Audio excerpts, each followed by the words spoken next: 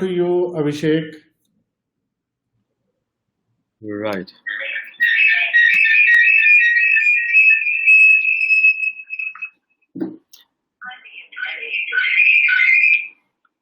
Okay. Thanks, Mukesh, and very good evening to all of you.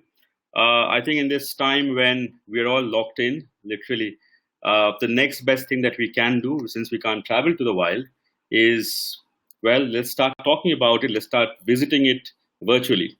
So welcome. I have a set of slides to to share with you all. So let me just dive right into that, and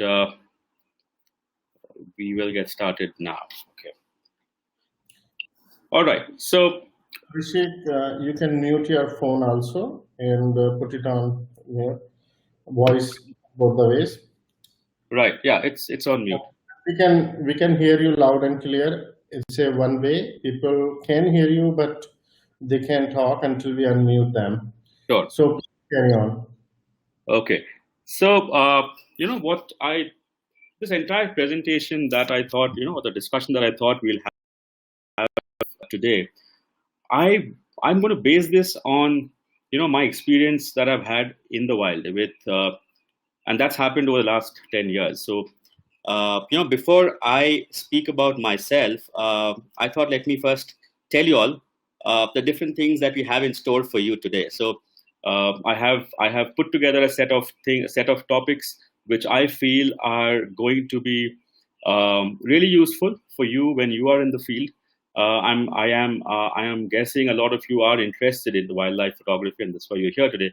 And it is something which you will take away with you as practical experience in practical lessons in terms of they're going to help build your better experience in the wild, as well as, of course, I'm going to tell you certain stories, and we'll try to make it as interactive, of course, with your questions coming in. We will break at a certain time during the presentation where we will stop and take up some of the questions which you all have, and I'll try my best to answer them.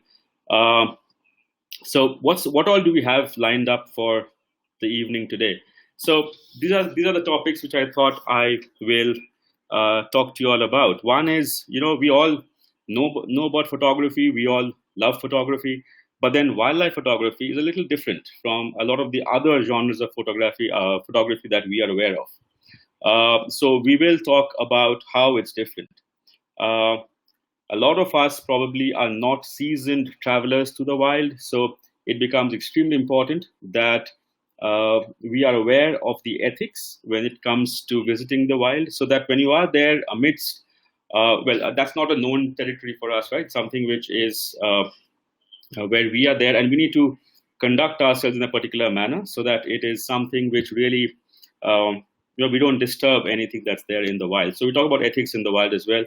A very important practical question that keeps coming up and asked to me by a lot of people who talk to me about photography is what kind of gear into the wild. So which camera, which lens, and so on. So we will talk about that as well. We're going to talk about some of the camera settings I've personally felt have served me well in terms of getting me the kind of images I have wanted. So we'll talk about certain do's and don'ts, okay, in terms of the camera settings that we will be that I use normally. We'll talk about various other considerations in the field. Okay, there are certain things which are very good to take care of, right, over and above the whole photography aspect of it. We'll talk about that. As photographers, we constantly face issues with the kind of photographs that we end up clicking, right? I mean, we always end up, I'm sure a lot of you will agree, that we end up coming to a social media platform and seeing somebody else's photograph of the same place and then ending up saying, oh, I wish I could get that. I saw that, but I never really got that kind of photograph. So we'll talk about those issues. Why are we not able to get certain kind of images, and how can we really improve them? So that kind of issue is something which we'll tackle. Photography, as we all know, is all about light, right? So you have photo and graphy. Photo stands for the Greek word light, and graphy stands for graphics, which is like literally drawing with light.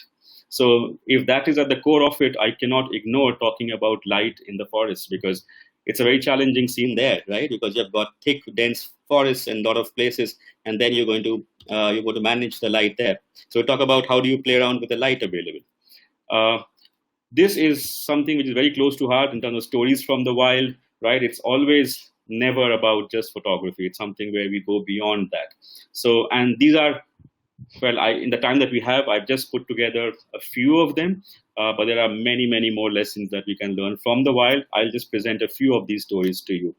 The importance of capturing moments in the wild, instead, that's something we'll cover as well. We'll touch upon post-processing for wildlife, okay, because it's a little different compared to the way we process any other image. So we'll talk about the wildlife image processing a bit. And finally, we'll close with a general guideline of how do you plan a safari. When you're thinking of traveling to the wild, what are the concerns? How do you ensure you have a good experience, right? So these are essentially the things that we will be covering through the course of the next hour and a little over that. Okay, before we do that, so that's me, and let me introduce myself in terms of how I ended up being where I am today. So it started, of course, photography started at a very, very young age when my family would, I think that's true for a lot of you, where the family probably owned a camera, which was in those days a film camera, and we would literally play around with it. Of course, you had a very limited number of shots that you could take because those days was film. But even in that, you would always have those last 3 or 4 image or shots that you could say, okay, no, let's not touch those. Those are for any special occasion that happens at home. Everything else, okay, let's try a shot here, a shot there. And that's how it all started. And then I remember one day, we got an SLR camera. It wasn't DSLR. It wasn't digital those days. It was still film camera. An SLR camera was what got home. And I remember we, when we saw through the viewfinder, it looked all nice and clear. And we took a few photographs, and we were very excited. Now, once the film gets developed, we're really waiting for the shots to come, and we wanted to see it. And guess what? The photos that came in after printing, they were all white. They were all white. Okay. And it was like literally for me the end of the road. I said, I'm not doing this. This is not something which I really want to get into. It's too complicated. There are so many buttons, so many functions. It's something very complicated. And that was, I guess, where I left it. This was like way back. And then came the whole digital era, right? And then we got into digital cameras and going through it. And then, then my next experience with photography started with the digital cameras, with the cameras that we know of, which are like those 40x zooms and 20x zooms and so on. And from there, you realize that the one big learning from that camera, from that period of experience with the camera, was I used to click anything and everything that would come my way. Right? For me, if there was a dog on the road, I would click that. If there was an orange in the fruit basket, I would click that. For me, everything was a worthy to be clicked kind of photograph, and much to the amusement of people around me. And then, I think something which happens to a lot of us as we progress in our journey is we go talking to various people, right? We start absorbing information about this art that we are getting into. And so I went about asking a friend of mine, and I asked him that, see, I really like doing what I'm doing. Which camera and which lens is the best? I think that word is so overused, right? Which is the best camera? And he asked me, and he in turn asked me, he said, so what do you want to shoot? I said, what do you mean what I want to shoot? I want to shoot everything. I like shooting whatever comes my way. I like it. Well, no, that's not how it works. You will, as you keep doing that, you will realize that you're good at not really good. It's about, that's where your interest lies. And slowly but surely, and I never really understood that when I spoke to him. But then I guess as I kept clicking so many images, I realized that no, somewhere I just enjoy the wildlife, the birds, and more than any of the other things like a street photography or landscapes that I was also doing. So, so that's where a transition happened, right, into photography. The way, and then of course it's been a journey which has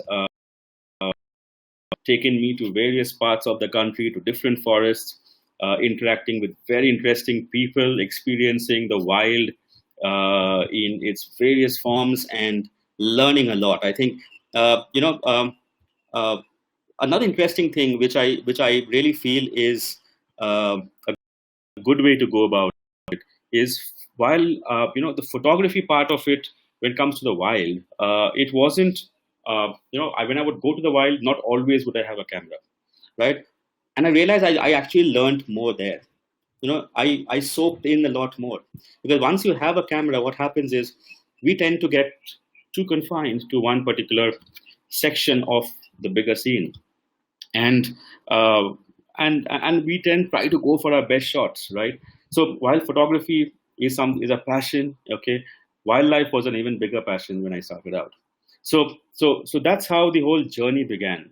And then over a period of, well, now almost 11 years that I have been doing photography and wildlife, uh, I have traveled to different parts, again, like I said, to different parts of the country, different forests, and what I do now is I mentor various various groups in the art of photography, whether it is as an indoor training session, or uh, outdoors, right in the wild, where we take a group and we talk about wildlife, and how to really appreciate the wild better, and of course come up with some great images as well.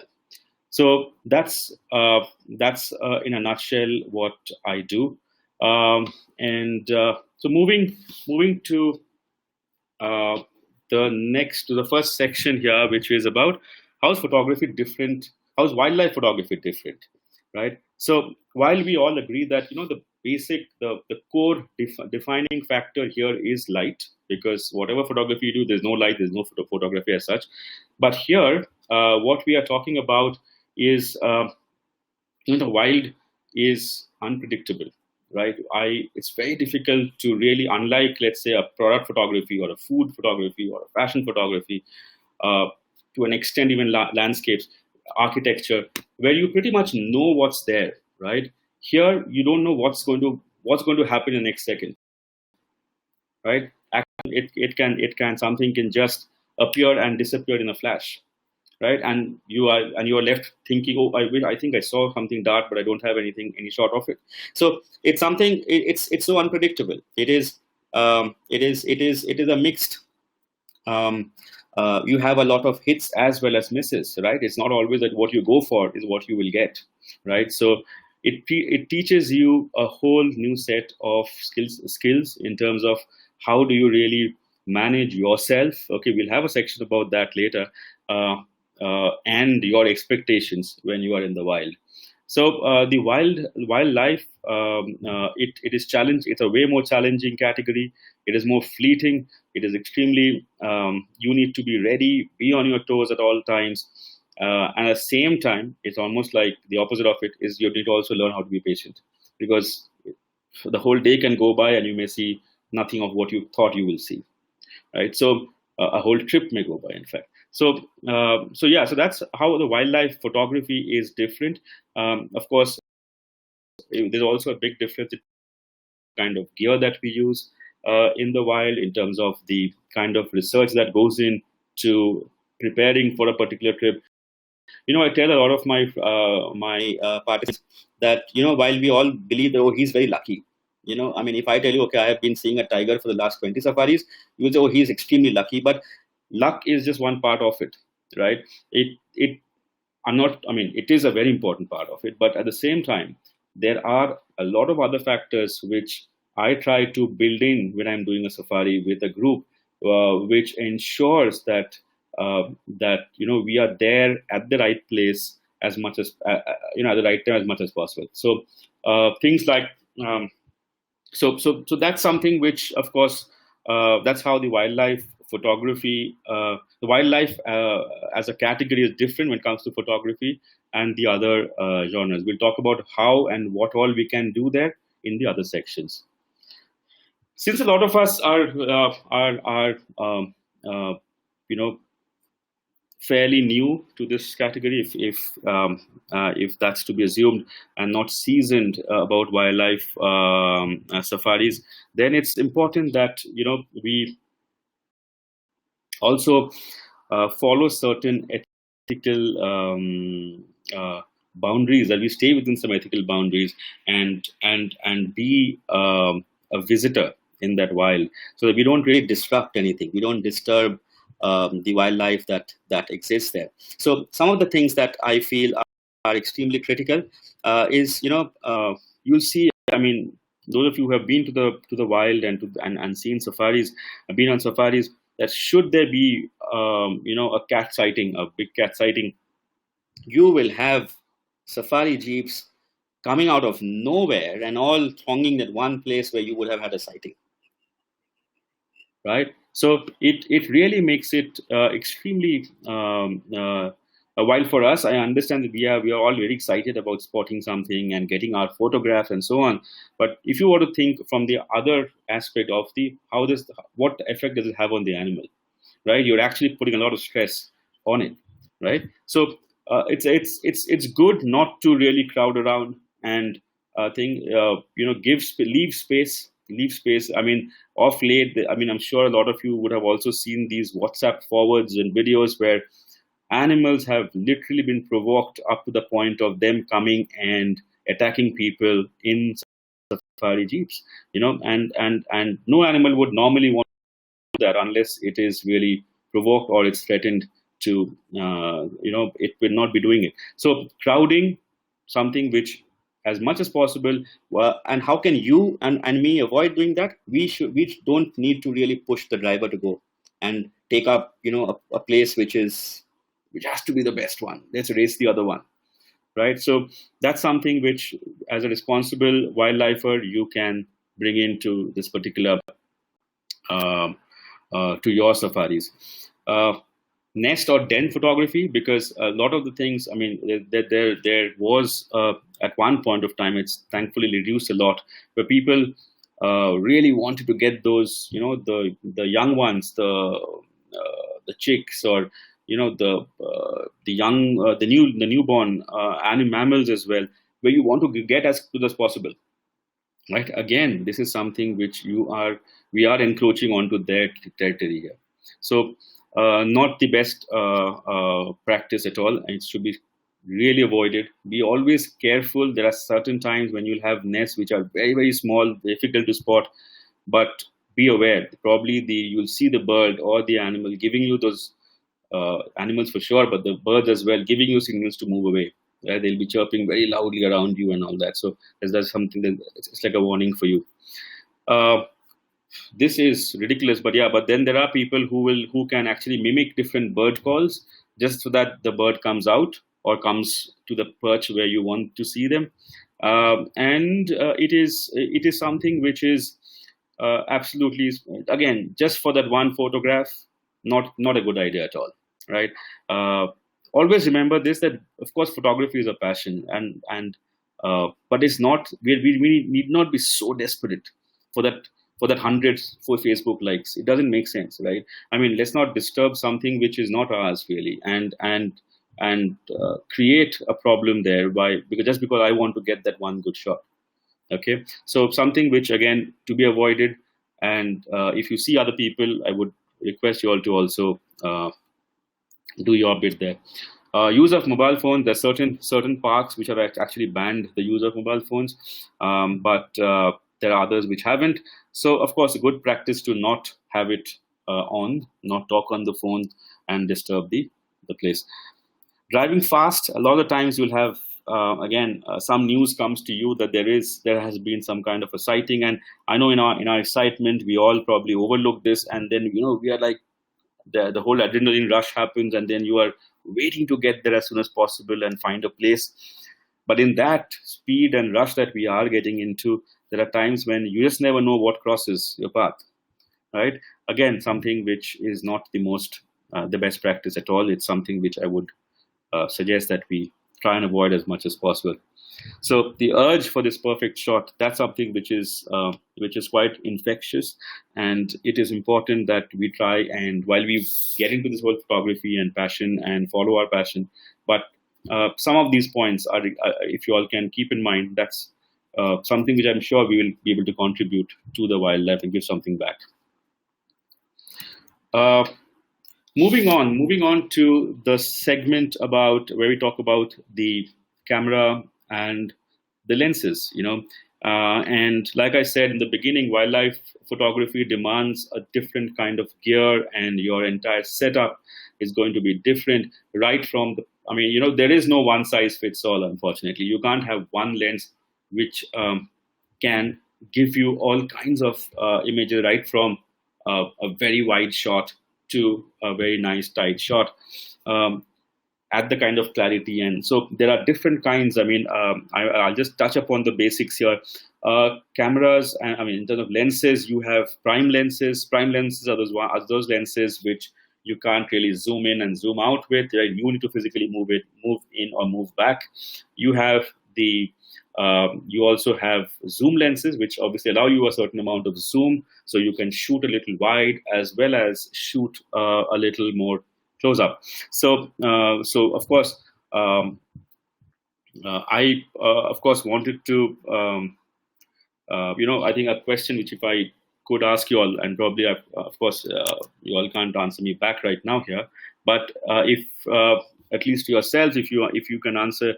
How many of you all really feel that a high-end camera, a high-end lens is what it takes to get your best shot?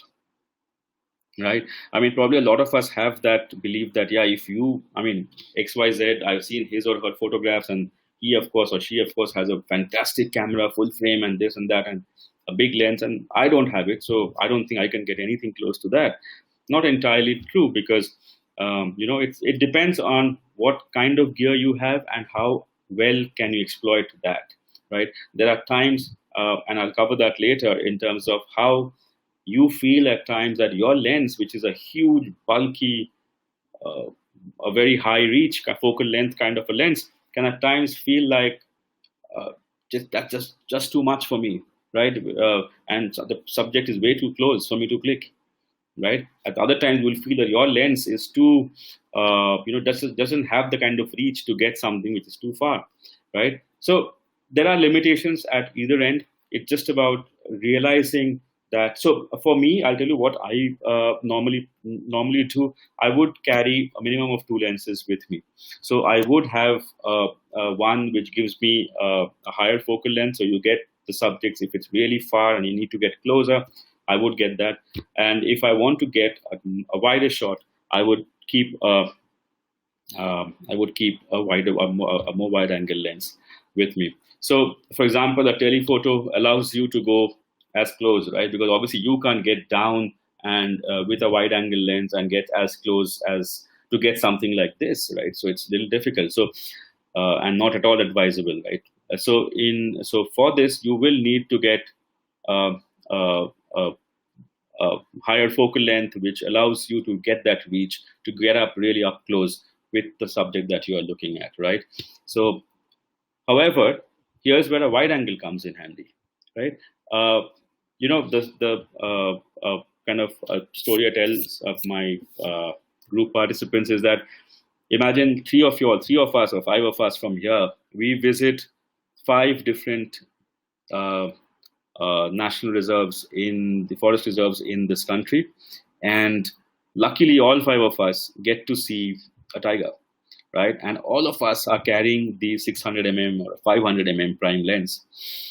So what do we end up with? We end up with a nice, bright, well lit, sharp image of the head of a tiger, right? And we all come back, and we all show all these images to all of you, the rest of you. So your first reaction was, okay, so all of you were in the same jeep, in the same forest? And our answer was, no, we spend money and we went to different places and click this. So no, we don't believe it because it's just the head, right? So that's where a wide angle comes in. Try out, experiment with the environment, with the habitat. Try a wide angle shot to get the subject with showing its relationship with the habitat.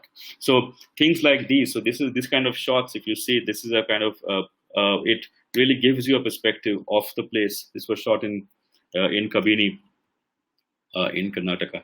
Then again, something very magical. You want to create that kind of, because every forest is different. Every forest has its own feel to it, and you don't get it if we don't get shots like this to exploit that look and feel of a place unless I have a wide angle with me. So again, something like this can help you to get a wider perspective instead of always trying to get a close up of, let's say, a deer in this case. All right. Again, another one. This was shot in Bharatpur.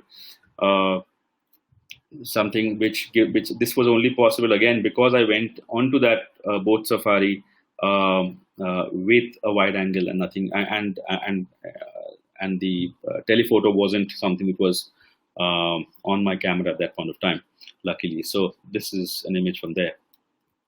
Okay, at times, like I was saying, there are situations where we end up feeling that my camera lens is way too the lens is way too high on the focal length for me to get the entire subject, right? And that a lot of times I've seen people feel frustrated that, listen, this is something which is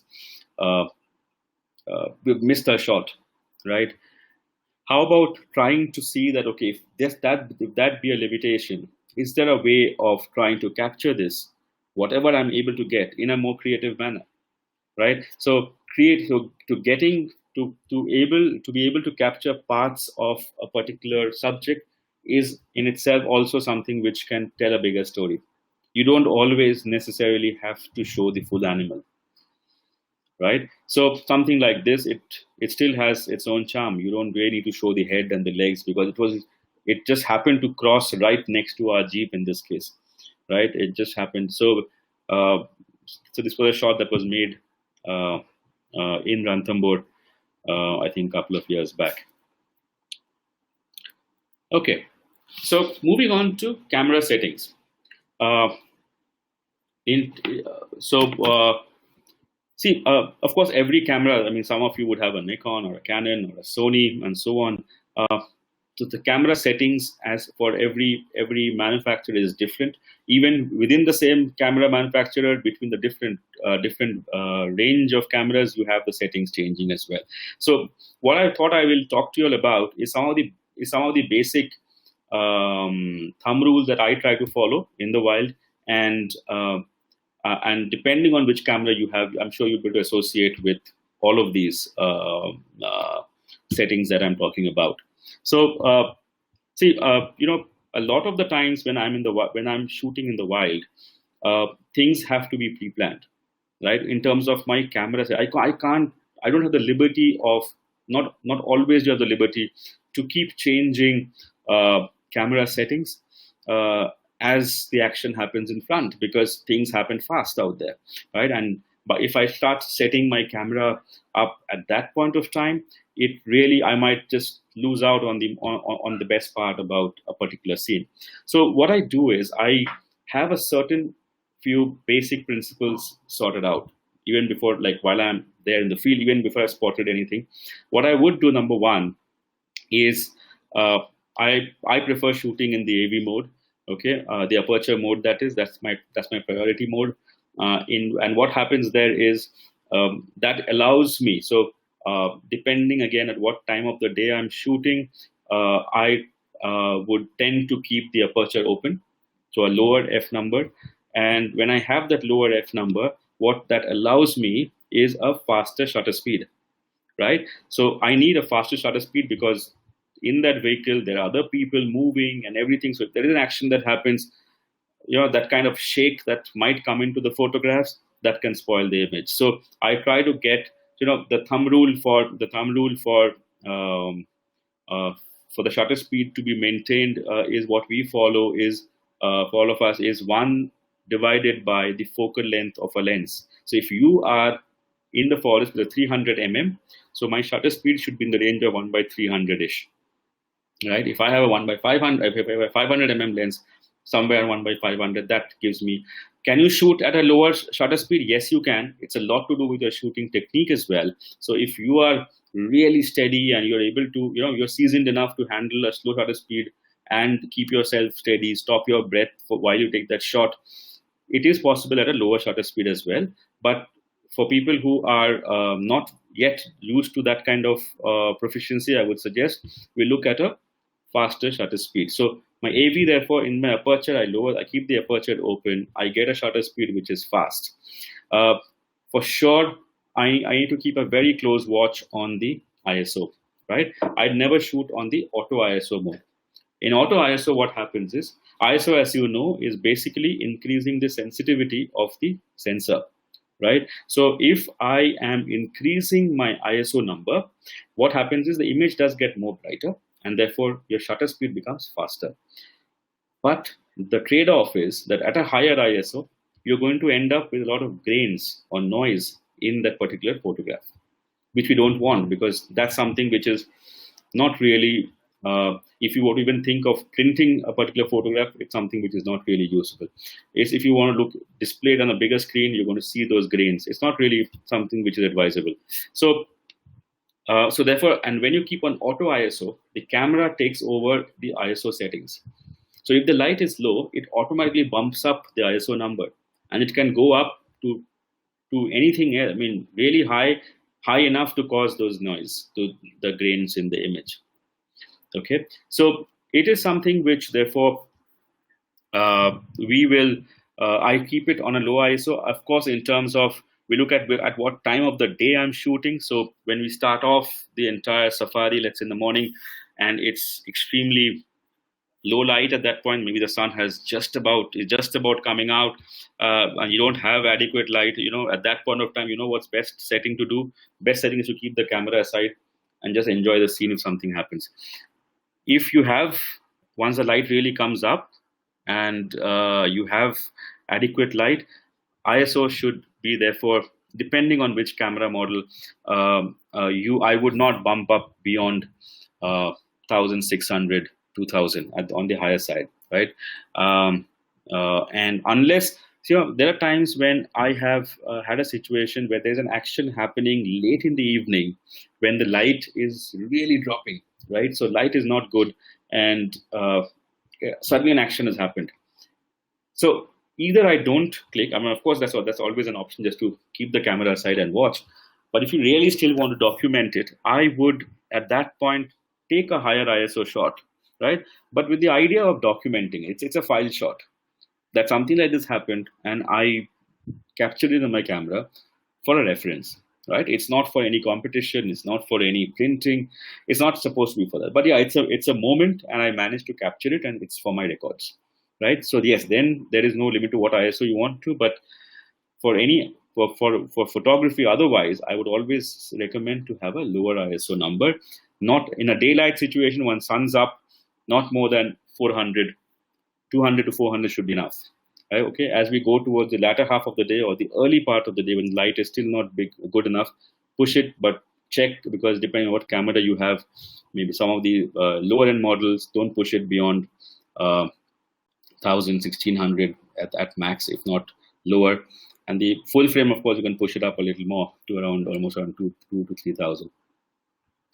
Okay, exposure compensation. Exposure compensation is something that I always keep on 0 unless I am trying some creative shots or I want to underexpose or overexpose a particular shot.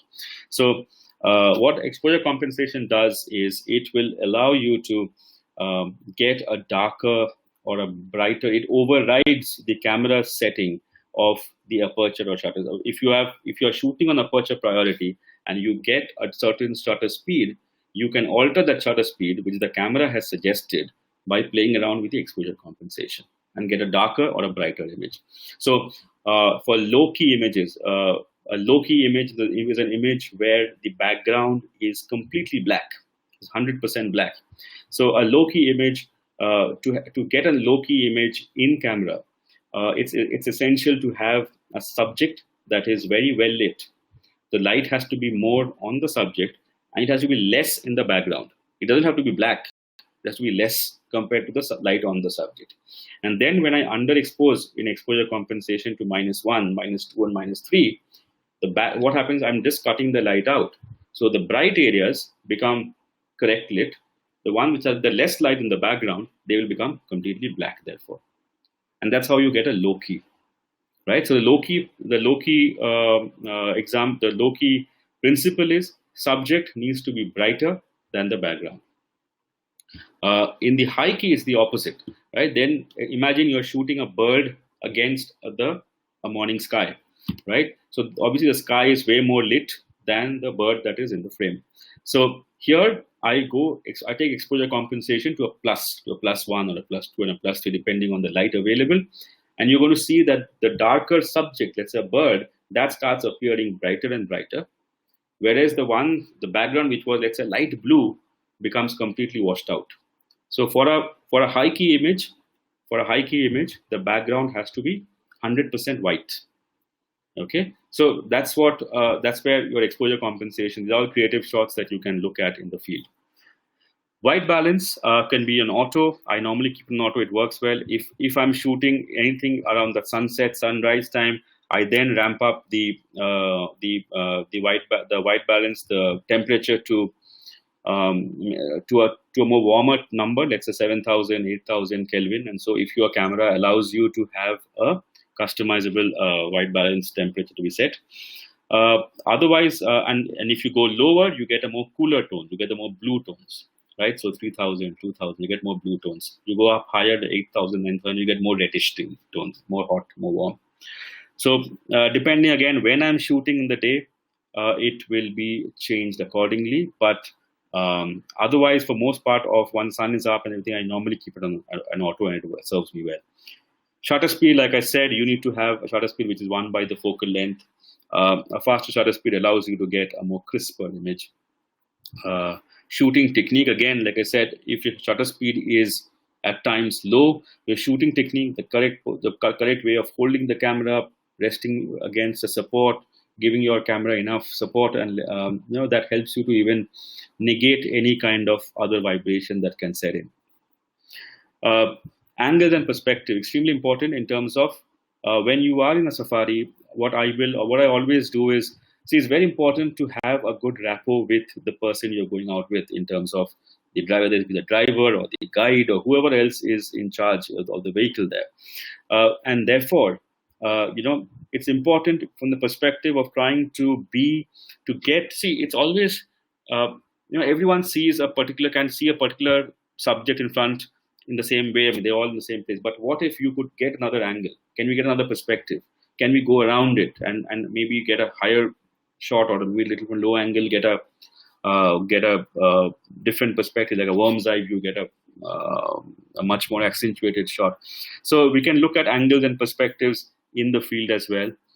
In terms of camera settings for metering, as most of the cameras, whether it's Canon or Nikon, they will the cameras have evaluative, or evaluative is for the Canon cameras, matrix is for the Nikon cameras, and even Sony ones are also matrix, not wrong. Evaluative and matrix, and then you have the other extreme is spot metering. So what it basically means is an evaluative or a matrix metering is evaluative basically means that, let's say if you are looking at the scene that is, okay, this image of the bird that is there on the screen right now. Now we have the bird which is brightly lit, then there's a lot of dark areas at the back, right? The background is quite dark. So an evaluative, when I set my metering on evaluative, what it would do is it would read the entire frame. It would check which are the dark areas, which are the bright areas.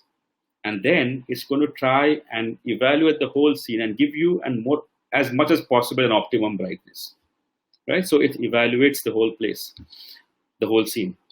Spot, on the other hand, only takes so it's just a dot, it's a spot, right? So it will only take light reading from that particular point on which you're focusing. So a spot metering, therefore, is going to ignore anything else that is around, right? And only give you an exposure correct for the particular subject that you're focusing the spot is on.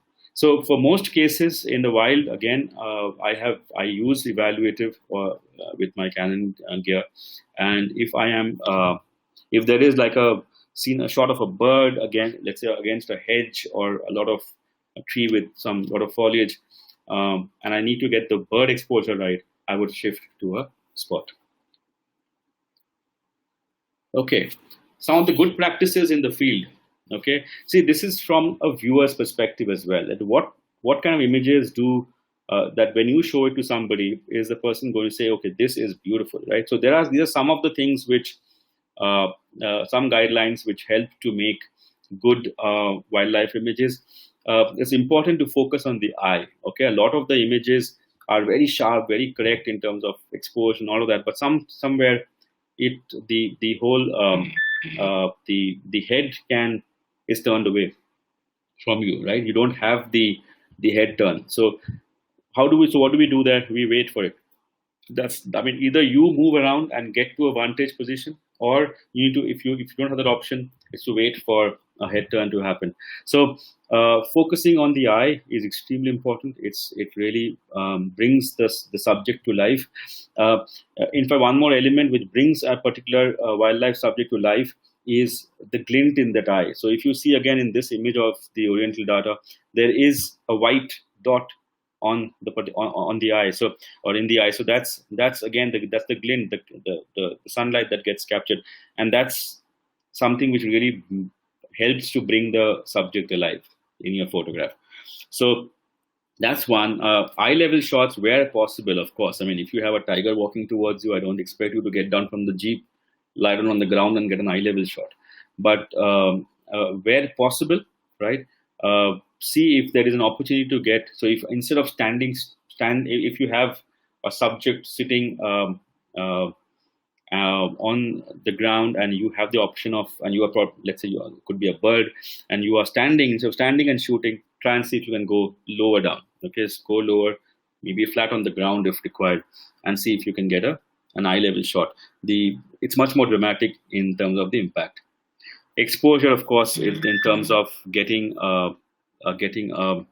the correct kind of exposure, brightness levels, all of that is very important, because a lot of the times what happens is, I see a lot of images for review where the bird is there, okay, and you have a lot of other branches and other leaves, everything around. Now what's happened is, as a photographer, the person has identified or spotted that particular bird, and for him or her, that is the prime focus, right? So I'm looking at that. So my focus is stuck on that bird. Great.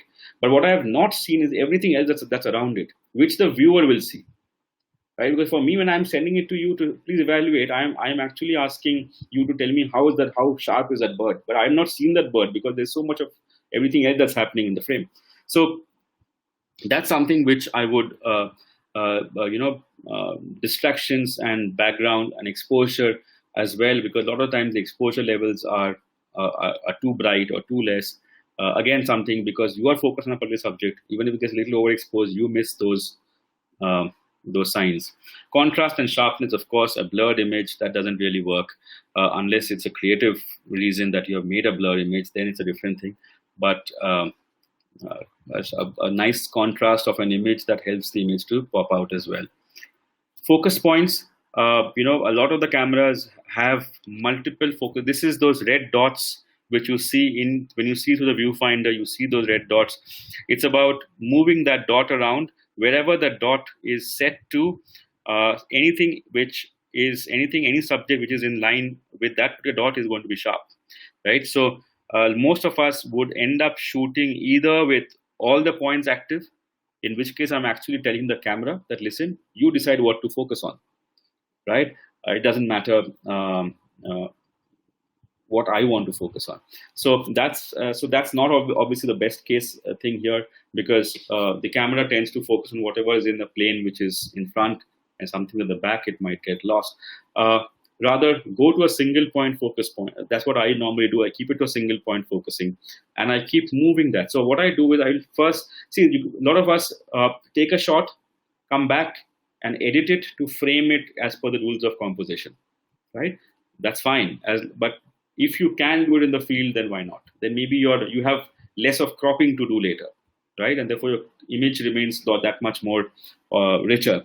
So focus. So what I would normally do is try and see if I can create a frame and then move that point around, Okay, if again, assumption here is that I have time to do all this in the field, I would move the focusing point on the subject so that I compose right in the first place itself and get my shot.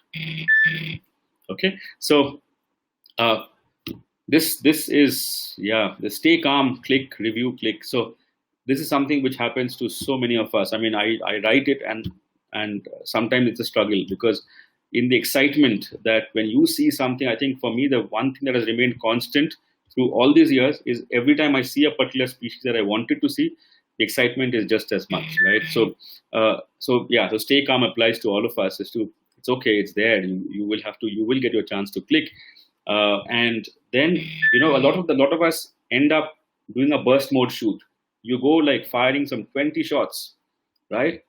And then only to realize, oops, my exposure setting were all wrong, right? The image is all dark, right? Or it's too bright, right? So what's good is to take one or two shots, quickly do a review, do a playback, and see if you're getting the image the way you wanted it, right? And then see if we can need to tweak any of the settings, and then if required, then if it required, make any corrections, and then go ahead and click, right?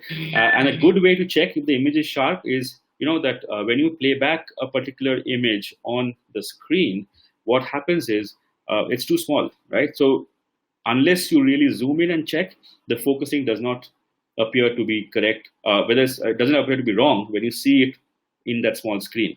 It's only when you zoom in, that's a good practice to go into the main aspect of a particular species, is normally the eye. So go in and check if you have the sharpness there, and if you do, go ahead with the rest of the shoot. Okay, so cropping is really takes down the kind of the clarity and the quality of the image. So not a very good practice to crop beyond some 20-30% of the original image that you have clicked. All right, so here's an example of that eye level shot. That's me. This was in Bharatpur. That entire brown that you see in front of me, that is actually the water itself. You have, then this red-crested pochard that was somewhere far at the other end. You can see a bit of it at the other end. So yeah, something like that. It helps to accentuate this entire dramatic feel of an image when you go really low down and try and get a low angle shot. Other considerations: important to stay safe, right? Stay safe, and even more important is to ensure the subjects in the wild are also safe, right? We don't end up harming anything in terms of trying to provoke them or getting them to be into any kind of a danger. And for yourself, of course, some of the do's and don'ts: we don't get down from a jeep, and however lucrative it might give you an angle and all of that, but that's not allowed anyway. So stay safe in terms of depending on what kind of photography you're doing. If you're doing rainforest and snakes and frogs, of course there your precautions are to be very different. So it's about analyzing where you are going, what you're about to do, and being really safe, taking care of your equipment as well, whatever gear you're carrying, right? Keeping yourself safe and ensuring that subjects which you are there to click are also not put in any kind of harm.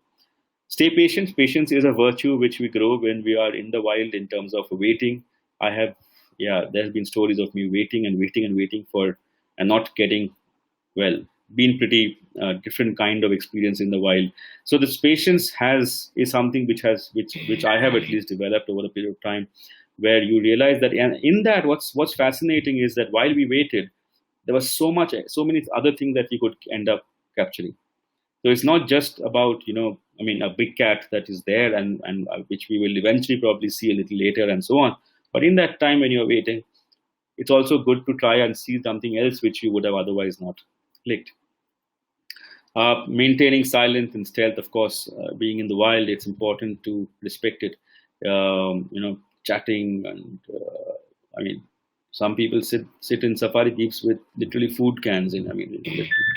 A lot of things happen. So so in terms of silence, stealth, maintaining the peace and decorum of the place, that really helps. at the same time, always be ready. While we are patient and we are just waiting for something, but it's important to stay prepared that if the action, because like I said, wildlife is unpredictable. Anything can happen. So it's good to be ready on your toes while we wait for something to happen. Um, I'm not sure if how many of you have faced this, but this is a very common problem where we end up with memory cards running out, battery draining out, and therefore, and we don't have a spare one. So then it's about asking somebody else for their spare card and battery. So good practice to have a backup battery with you. Good practice to have a memory card, which a lot of the cameras come with dual memory card options as well. That or else keep a spare one with you. Also a good practice, not written down here, but what I always do is I also carry a hard drive with me in the wild. So after the day's shoot, transfer the images, right? In case the card goes corrupt, transfer the images the same night, right? Label them. It makes your job a lot easier than going through 2,000 photos or 3,000 photos after a trip, and then not knowing where exactly did I click that particular shot of a particular animal or tiger, of a bird or tiger or animal. So it's important that. So what I do is I would normally transfer them, put them into a date and sequence, so that when I go back, it's easier for me to go through. And what I also do is I split them as JPEGs and RAW. So I would normally go through the JPEGs. The ones that I like, I shoot RAW and JPEG together, and because RAW allows you a lot more freedom to edit later. And then I would shortlist some of the JPEG that I like, and then I would open the RAW files to edit them and save them. That's what I normally do. Keep checking the light. Yes, the light conditions, they keep changing in a forest because the entire forest foliage is so, at some places can be so thick. A place like Kabini, for example, or Bandipur, you will have like your certain areas, there's hardly light coming through or much of light coming through. And then, so even though it's all daylight and, at another open space, it's harsh light. But when it comes to the shade, of course, the lighting changes drastically, and you need to keep changing the camera settings accordingly as well, right? Very important to be aware of the background, right? A lot of the times, like I give you an example of clicking a bird sitting on a branch with a whole lot of other branches. There are images which you don't realize, or I don't realize, and I've clicked it, and suddenly you feel that the branch going in through the head and coming up from the other side. It's at the back, but you don't. But the illusion it creates is as if it's being hurt. So it creates very different perspectives. Just because for me, I was only focused on that bird, right, and nothing else. So yeah, so the background, extremely important to keep a track of. Compositions, you can, if possible, get it done in the field itself.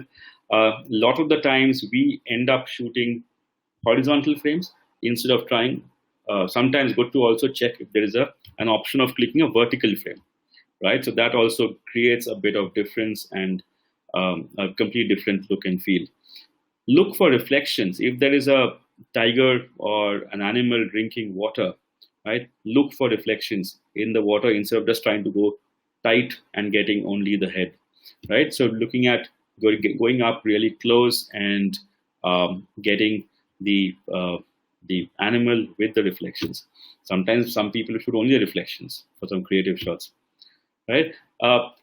Something which I would really recommend and I would urge all of you is, see, the thing is, everyone today has, there's so many of us, everyone almost has a camera who's going into the wild, right? And we are, more often than not, tiger sightings, all of that keep happening. How are you going to stand out? How will your image be something that probably no one who's come to that forest has probably clicked before, right? So in which case, you need to keep pushing that boundary to see that it's not about, therefore, okay, I have seen one tiger, I'm done, right? No, it's about trying to see if you can now challenge yourself to click this in a way which probably no one else is seeing, right? And probably a different focal length, maybe a different angle, right? Maybe a different treatment, like a black and white instead of a colored image, right? So what kind of creative photographs can we use? We can use blacks and whites. I'm talking about the tiger image here again. You can use the black and white to create some very dramatic images. You can use textures.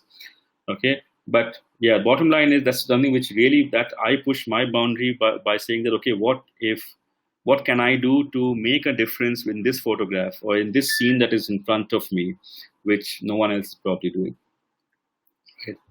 So yeah, one black and white treatment of the tiger here, right? And these are some of the issues that we face in the wild, right? We talk about the exposure. I mean, this happens a lot where you take a photograph, you come back, I mean, it's all washed out, or the white areas that's burning a lot, it's too bright, right? So that's something which I said we can correct when, instead of shooting the entire set and then going through it later, better to shoot one or two, do a quick check, zoom in, check your sharpness, exposure, all of that, and then so out of focus, blurred, all that gets taken care of when you are zooming in and checking the details. Okay, any kind of camera shake that happens because you are in a movie. Sometimes, like there may be a lot of other people in the Jeep along with you, and everyone wants to get a piece of that shot. So everyone is pushing and this. So yes, so you have to find that stability, keep that sanity in that Jeep when you're spotting a particular big cat, and we try to get a shot which will eliminate that shake and you have a sharp image. White skies, unless you are trying the high key image where I said the background can be white 100%.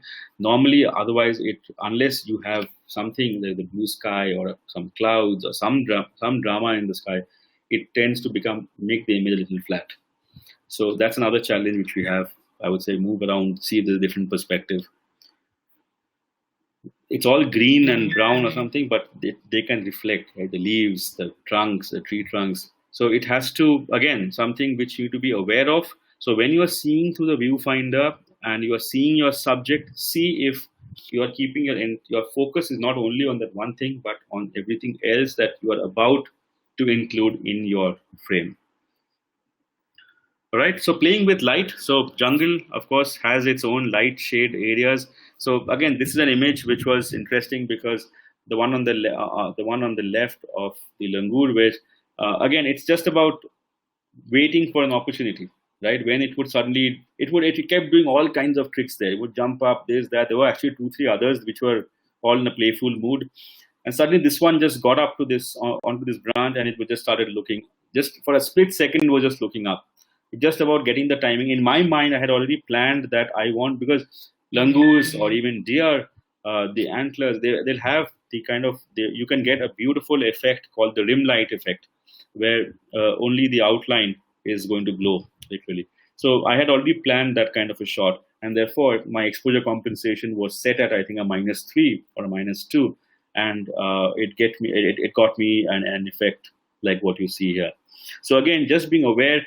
This was again one more shot which was done when these were shots while we were waiting for some other action, like of a cat to appear, right? So there's so many other things to click. So yeah, and playing with light. So keep looking at opportunities to try out. So instead of shooting exposure compensation 0 at all the time, try and see if you can do a -2 or +2 and see for any kind of creative shots that might happen. Okay. The other one, this was in Bharatpur this year before all the lockdown started, and another early morning. So that's a good time to shoot because you get the golden light. Again, just create some drama with the background and the rim lighting effect. All right, so I think I've been speaking a lot throughout. It's time to get a few questions from all of you. Yeah, sure, Abhishek. Thank you very much. We have a couple of questions which are there, and we do have some people raise their hand. We'll try with some raised hand, and let's see if we are able to connect with them. Sure. The first one we have with Vikram. Vikram, you can speak now. Vikram Raghunath Patel, you can ask your question.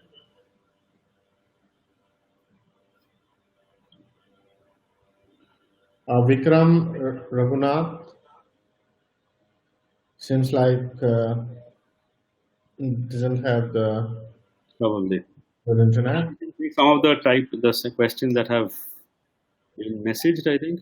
I think we can hear.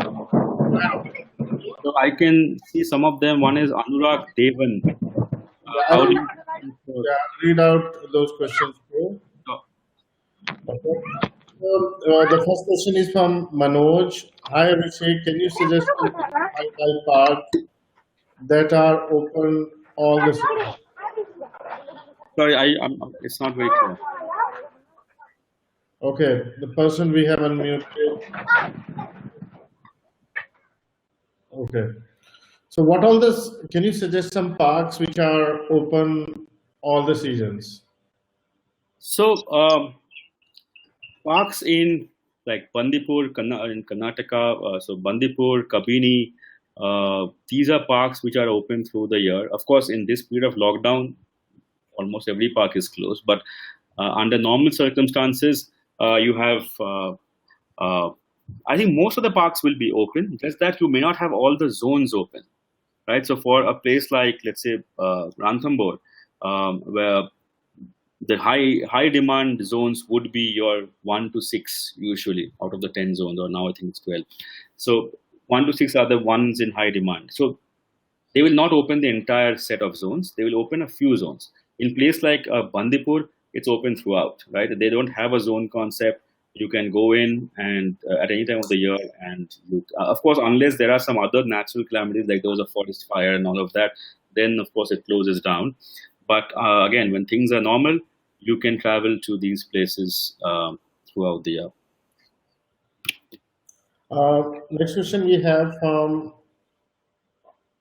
Pragat Sitigar. What is your favorite cat or bird? What's your favorite animal? What is my favorite cat or bird? I mean, like I said, I go to the wild to experience all of it. So for me, it's amazing when I'm there, and I just enjoy doing it. To just see the entire set of whatever the wildlife offers, I take it. So, but to tell you about a story, it is one special one very memorable sighting was the first time we spotted a black panther. That was in Kabini, and that was a few years back. And it happened when the Black Panther was still very new to that forest, and it was still very shy. It's become a lot more friendly now, in the sense it's a lot more used to tourists and vehicles now, but it wasn't at all when we had gone. I think in my presentation there is a slide on that. But yeah, but that was something quite special, right? That was that spotting it to get a glimpse, to get a shot of some nature. It's not the best of shots, but to just have experienced that moment, right, as the sun was setting, and then suddenly we saw the panther up on a tree and looking straight at us. That was a moment for sure. Yeah, that was quite nice. Thanks. Anshuman is asking, is there any place to stay inside the park? If it is yes, like what all the park they have such? So I can tell you of at least one, which is like the Corbett, which has a forest rest house which is inside the main zone, which is Dikala. It's an experience because you have no boundaries, and you're right there in the middle of the forest. So that's one place. There are a lot of properties which used to be there in even the Masinagudi kind of forest here in the Nilgiri biosphere region. But I think of late the government has clamped down and closed them. But there are a lot of other places where you have properties which are bordering the forests and literally bordering it, because in terms of wildlife, you have big cats, for example, coming very close to the properties, right, crossing close, and you might end up seeing it right from where you are staying, right? So because boundaries are, for most part, it's for us. For the wild cats and animals, they do cross them. They come in to habitat as well. Okay, sure. Shayad, can you ask your question? Shayad Shah.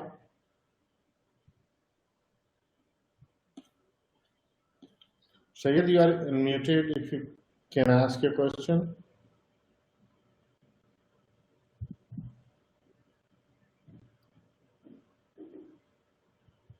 Okay.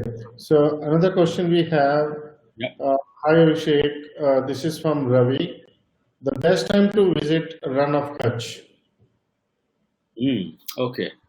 Testing. Okay. Run of Kutch, I would say there's one again. The I have normally visited the place in the more cooler months, which is towards the latter half of the year or the early part of the year. So it would be around the November, December, Jan, Feb. That's a good time to go as well, because you have a lot of these birds, migratory birds as well, coming in, and so they make for beautiful images.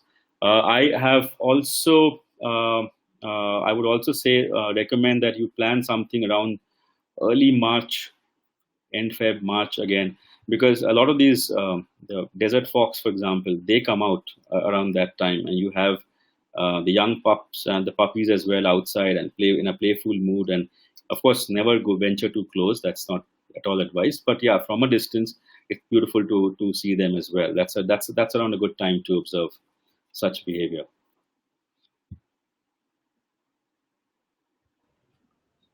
Okay, thanks. Um, Now, next question we have. Good evening, Abhishek. I wanted to do some documentaries on cat and animal behavior. Suggest me some best camera to do videography. This question is from Subin Shri Kumar. Uh, Zubin, did you say? Subin, S-U-B-I-N. Subin, video camera, I will need to get back to you about, because that's not something which I do much of videography as such. But again, I would say that it's about best is like the limit. I mean, for a question which is even for still photography, about which is the best camera, it's about what you and I can, I mean, what I can afford and what you can afford and what XYZ can afford and so on. I wouldn't know even if somebody who does videography as such can give you a best cameras kind of an answer. But if you want suggestions on what are the kind of uh, video cameras that let's say professionally are used, I can certainly get back and through Chiiz and give you an answer to that. Uh, we have Swathi.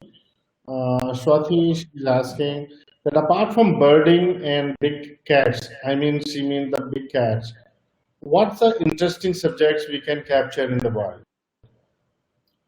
Apart from birds and big cats, oh, there could Yeah. be a lot of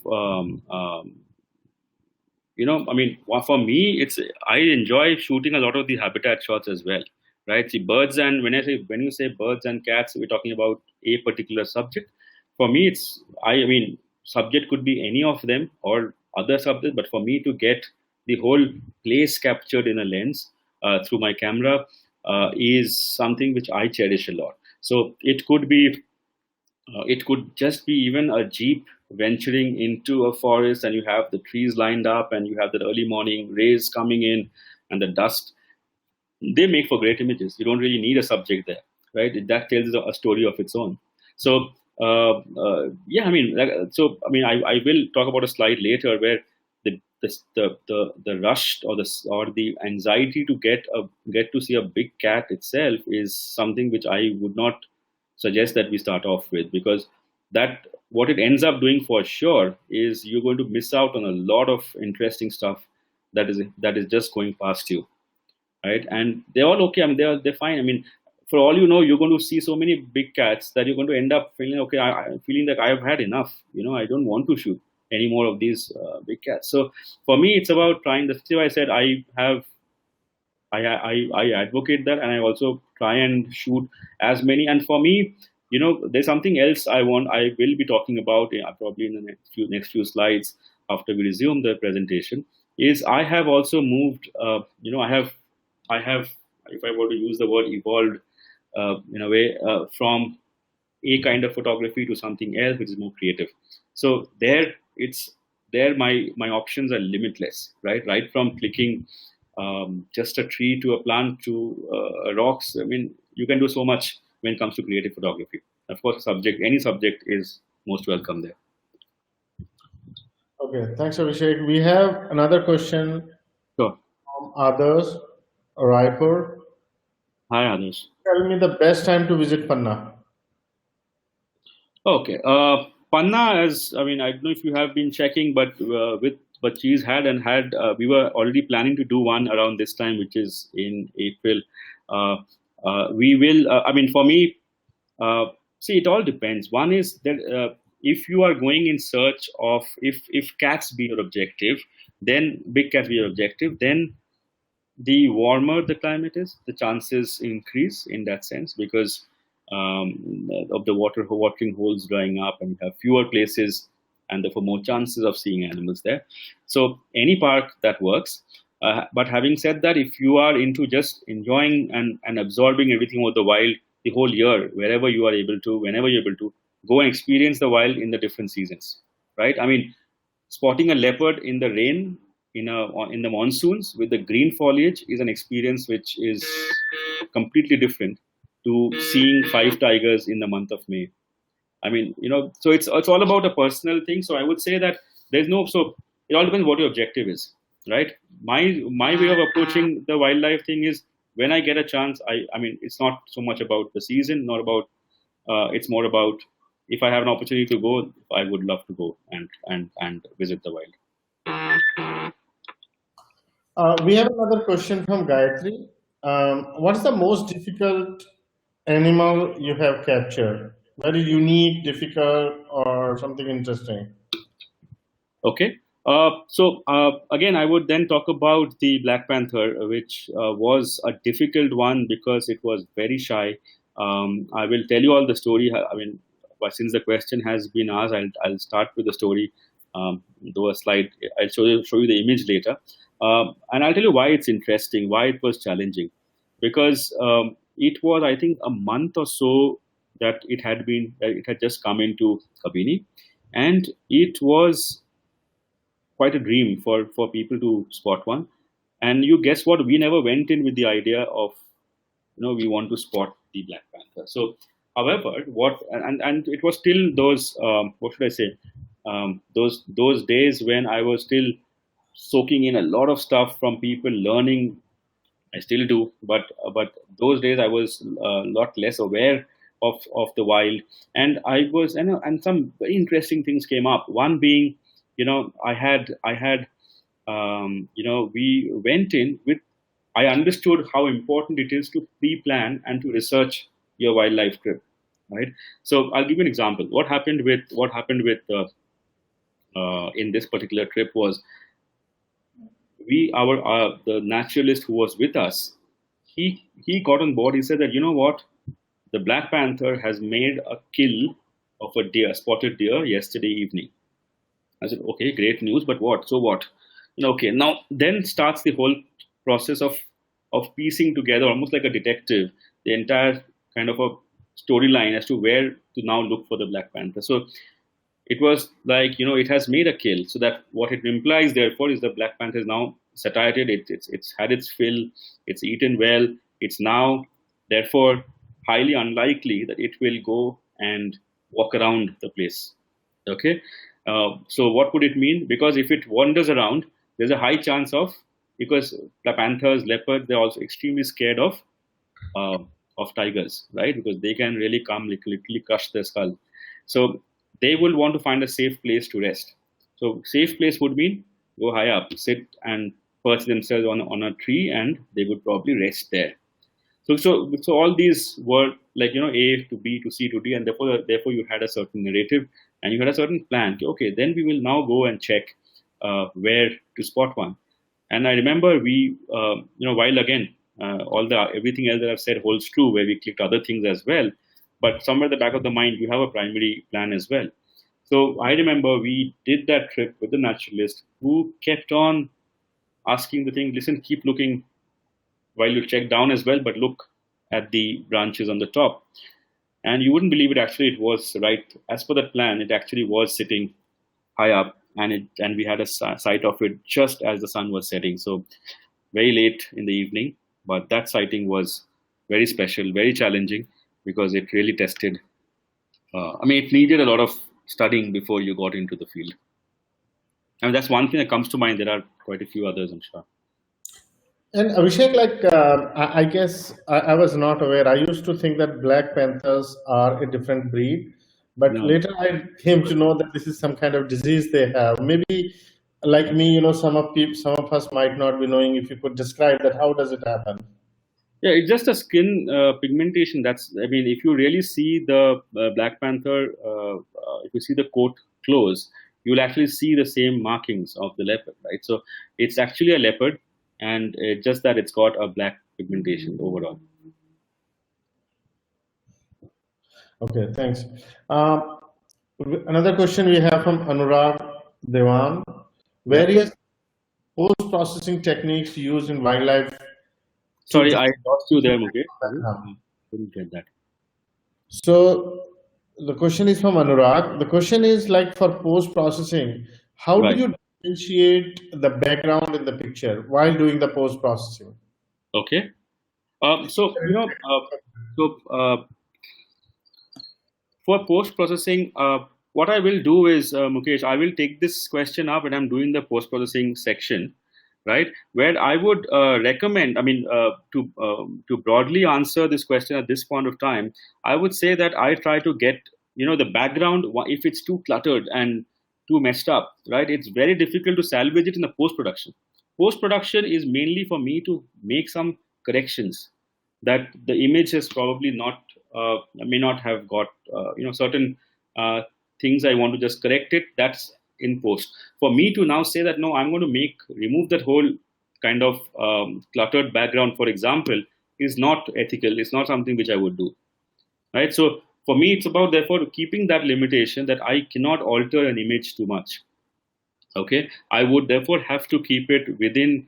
I have to wait for an opportunity to shoot the image in a way that the background does not become a hindrance, and I don't end up shortlisting an image for my own collection just because the background was wrong. So in post, I would not really edit. Of course, what I can do uh, is increase a bit of the brightness of the subject and all of that against the background. Yes, but not much to for me. If you have a very cluttered scene that you have clicked and come, and now we are thinking of correcting it.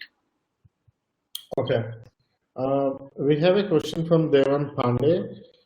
What Hi. are what are the various metering mode and how like its application in the wildlife? Okay.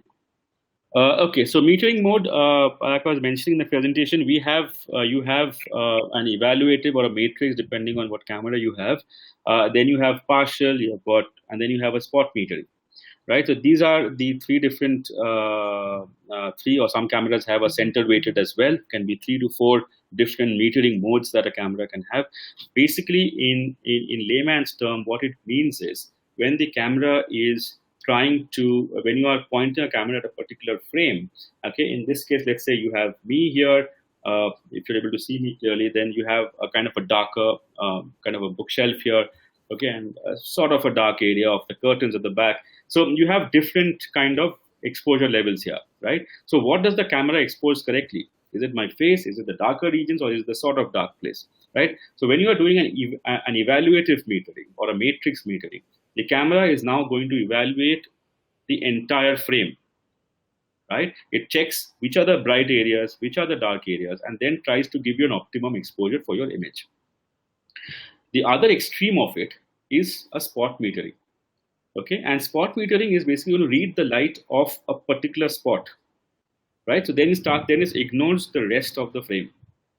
Wherever the spot is expected to read out light from, it is going to take the light from there itself. Okay, so that's there are two extremes. One, evaluative, is the entire frame. Spot is a section of the entire frame, and everything in between. You can call it. There's a partial weighted, which is a little more. Center weighted is center and a little bit more area. So it's all percentage of the bigger frame that gets covered in reading the exposure of the particular of the shot that you are taking. Okay, thank you. So do you want to take one more question before we move further, or? Sure. Let's take one more question. Food for high key and low key in wildlife. Okay, high key and low key again. So low key and low key image is one where the subject needs to be better lit, should be more bright than the background. So the background cannot be more bright than the subject. So what happens is when you cut down when you are cutting down the exposure, the brightness of the increase, let's say, therefore go down, right? At the same time, uh, I think there's a phone, the speaker on, I think. Okay. You have therefore the face which is now the exposure is pulled down, and the darker areas of the background becomes very dark. Okay, so that's the low key. Low key, the background, it has to be 100%. It has to be 100% black. It cannot have even type of green or blue or little bit of light. No, it doesn't count. It has to be 100 completely black background, and the subject stands out. And a high key is the exact opposite of it, where the background has to be 100% white, which means the subject has to be less lit than the background. So imagine a bird which is against the sky. The bird is against the sky, against the light, hence it is dark. So when you are taking up exposure compensation, that's a function which you have in your cameras. If you take that up to a +1 or a +2 and a +3 and so on, the bird becomes brighter and brighter and brighter. The background also becomes brighter and brighter to the extent that it gets washed out and you get a white sky. Right? You can take a white paper, even that's so remember, high key and white, low key is black. So we have a lot of questions, but I guess we won't be able to take all of them. And guys, our apology, some of you were unable to join because we were all full in between. We had reached to the limit. So Abhishek, you want to continue with your Yes. presentation? Sure, Okay. sure. Sure, please carry on. Okay,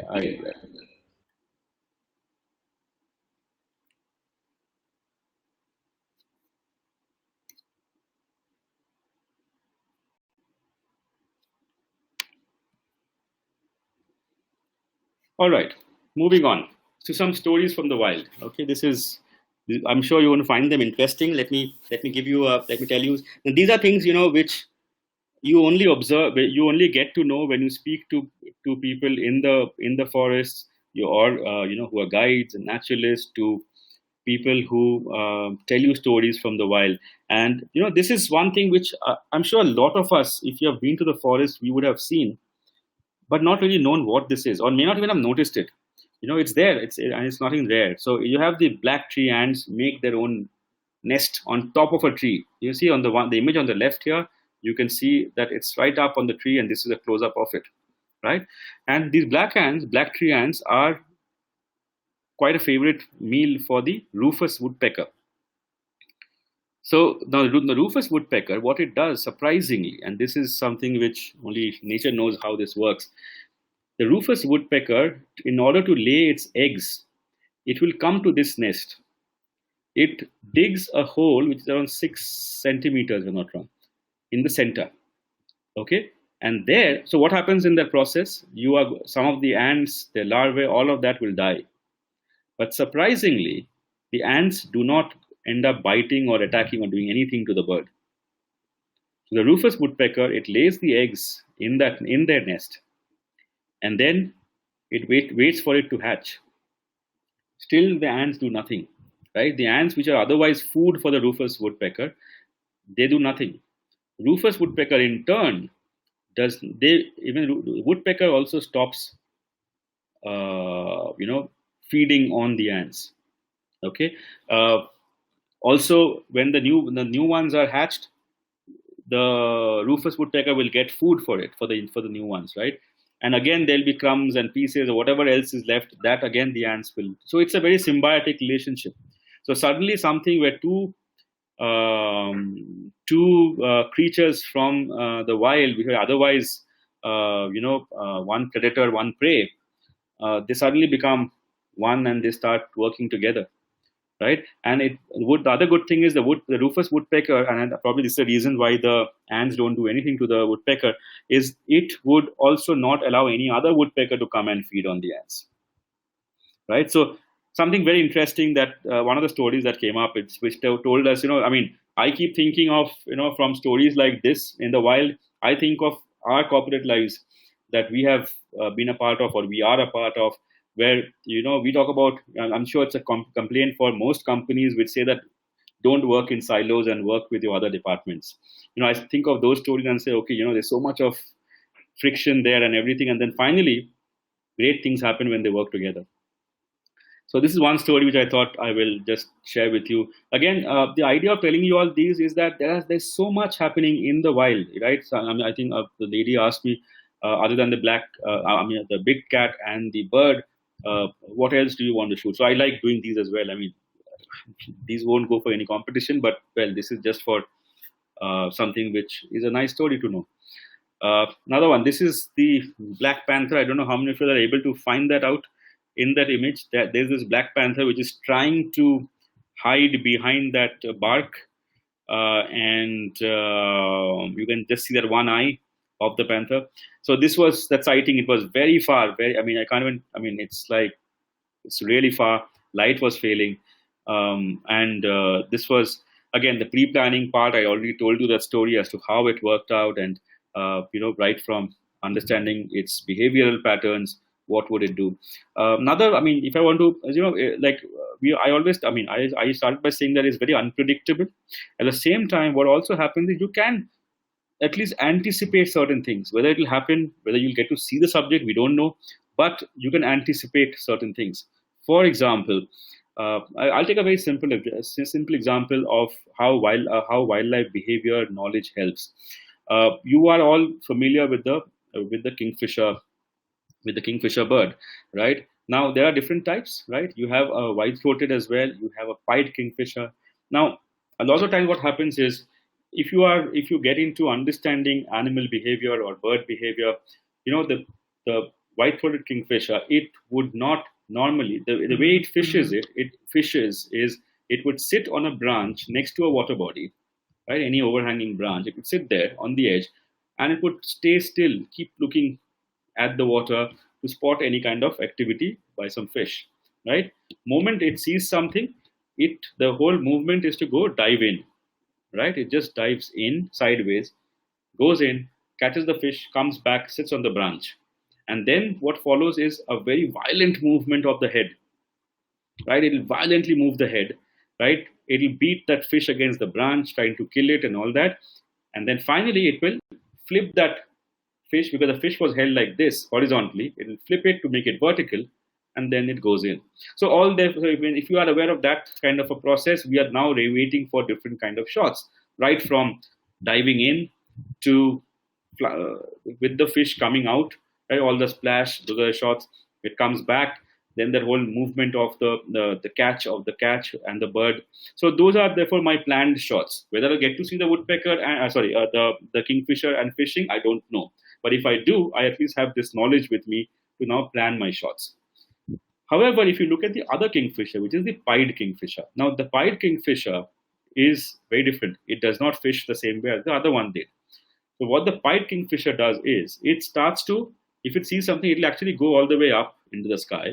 And then it goes down at 180 degrees. It dives straight in, right? It goes in, picks up the fish, and then flies off. So here your shots are different, therefore, right? One is when it hovers in midair, that's a nice shot to take.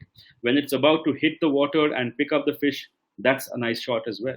So again, knowledge of the subject is very important, right? I mean, I think it's true for every other genre of photography as well, right? Whether you're doing child photography, kids, whether you're doing event photography, knowledge of what you're about to shoot is always a good thing to do, rather than just end up being there and expecting things to happen in front of you for your benefit. That doesn't happen. We need to have a little bit of planning before we go in.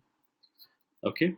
Another one here, another story from the wild, something very interesting, which taught me about team. I mean, it just gave me an insight into how team works. I mean, a lot of us, for example, we think of, when we are asked about leaders, leadership, what kind of an animal could you really think of? And our answers normally would revolve around lions and tigers and elephants, mainly the dominant um, uh, animals that exist. However, you know what the dholes probably demonstrated that evening. In this was in Bandipur, and the whole experience was something very different. It was the way the dholes hunt is here you see the two dholes with a hunt of a spotted deer. So the way they hunt is they don't hunt alone. Normally they'll be in a pack, right? In a pack, there is a lot of communication that happens between each of them, right? And they do so with barks and whistles, and not really barks, more whistles and kind of weird sounds. But they're communicating, and then what happens is they always have there's a very strategic approach to a kill. Okay, then what they will also what is very interesting is, you know there is no one leader which is going to always be in the front, right? There will be times when, if a prey is running away, the doles would take turns to be in the lead, right? So a layer moves back, another layer comes up, and they can actually chase down a prey for up to even 3 days, which of course is very difficult for a prey to keep running for that long, right? But they are extremely tenacious.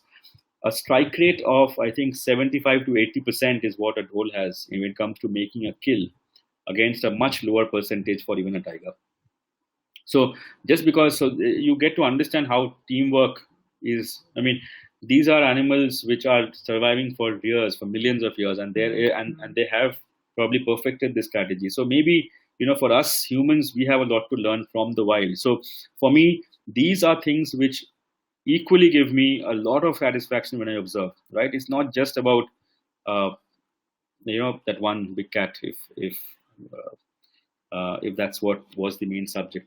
So yeah, so I think so stories like these are so one very important thing is also about uh, being in. I think I mentioned this earlier about being in good rapport with the team that you're out with, right? So because you will end up absorbing a lot of animal nuances and behaviors, and you can improve your skill sets with the knowledge that you gain from there.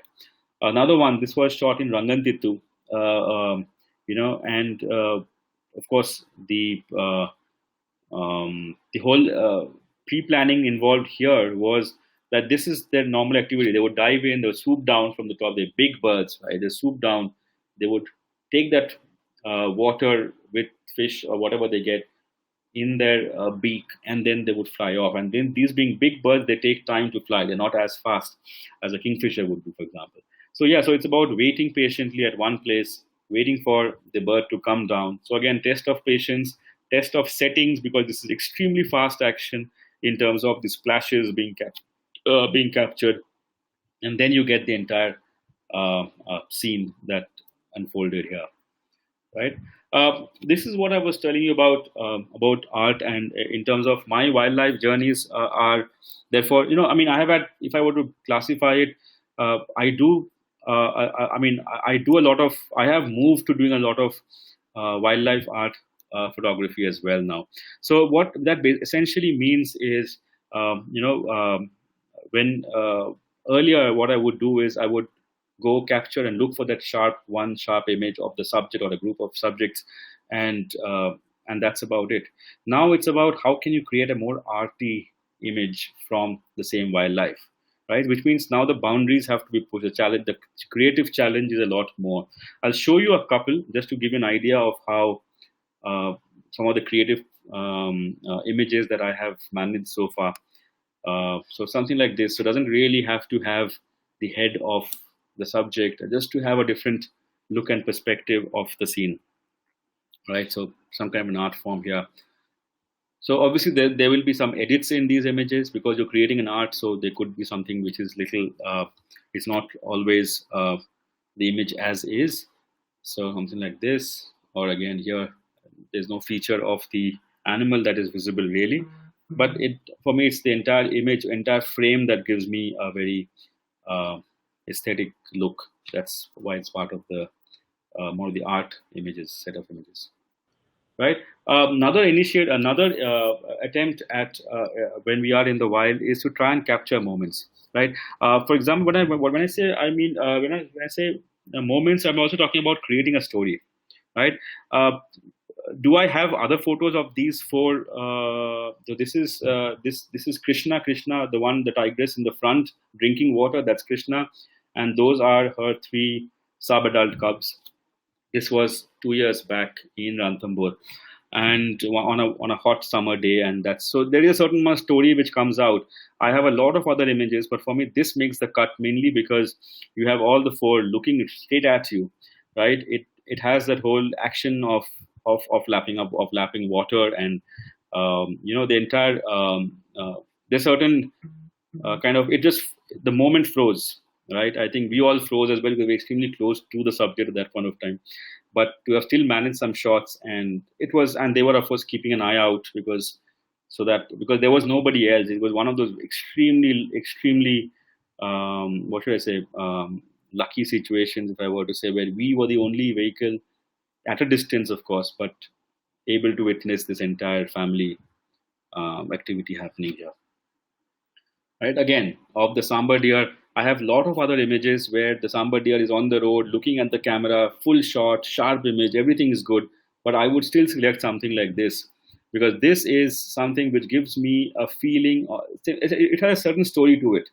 Right? I was trying to wait for the vehicle to go away and then probably close.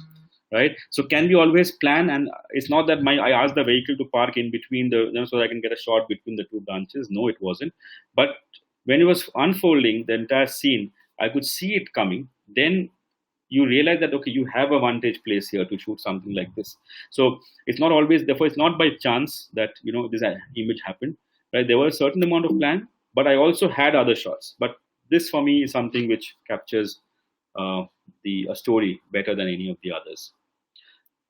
A lot of the times we have this situation where we feel, okay, chalo, we've gone to Bandipur, we have seen this, done. Now where next? Right? Okay, now we'll go to Ranthambore. Okay, next is done. Now Tadoba. Right? So it's like more like a tick mark, right? That I have been here, I've been there, I've been here, I've been here. I've seen tiger here, tiger there. So, and we start feeling that, okay, I mean, I would say that, what is a better way is maybe try the same species but in a different environment. Go a different time of the year. That's why I said, again, the question will come up, which is the best time to go? For me, every time. So this was the tigers in both the frames in this image are the same.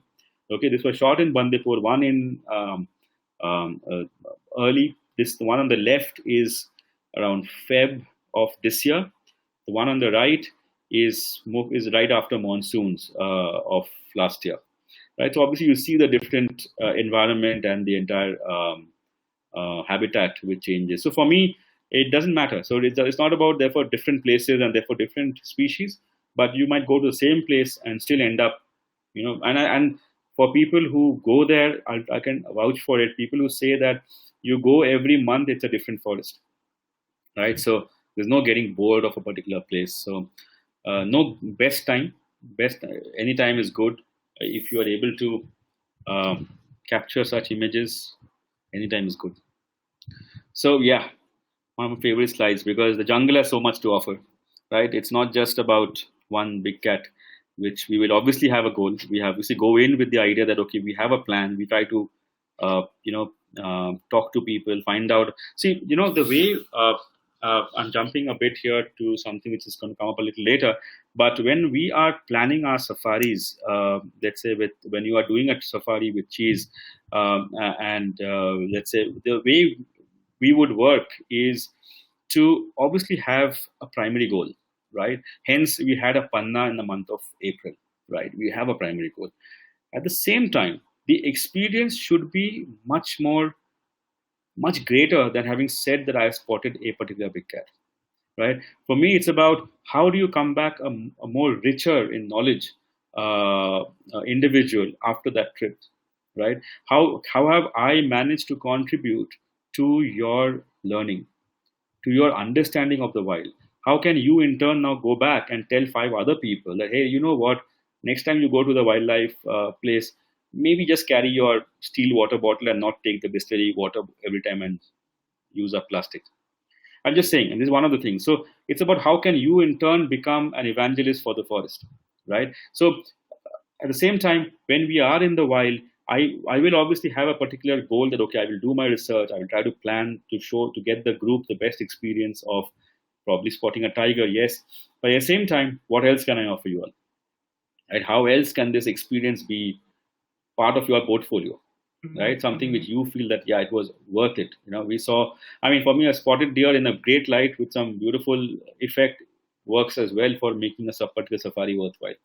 Right, so it all depends. So yeah, so jungle normally has a lot to offer other than just the big cats, but it is important that you can't just leave the big cat sighting to chance. There is a certain amount of research and planning that we have to take up, and also take in whatever else comes with it. All right, coming to a segment which is, I think, a nightmare for a lot of us, because we end up clicking, but then to go through multiple images and to confirm that, yeah, this is what works for me, and this to edit it, first shortlist them. I think it's quite a tedious process. It's a lot of the people I know would probably not even hit that particular folder for next 6 months, right? And by the time you take it out, you've probably lost interest or something. Depends, but it just can get very delayed by the time we. So having said that, so I will just tell you the some of the basic workflow that I look at doing when I have some images that I feel are good. So I try to shoot. I shoot normally, unless I'm running out of card space, which doesn't happen, where I would have a backup. But if that happens, then I shoot only JPEG. But otherwise, it's always RAW and JPEG. And that too in JPEG, I would shoot the JPEG fine mode, and the RAW would be at the highest quality. And then I would, because the RAW is basically for people who are not aware of what a RAW image is. It is basically, the example I give is, let's say if you were to decide that tonight, after this talk gets over, you want to have, wrong time, there's a lockdown time, you can't really order from outside much.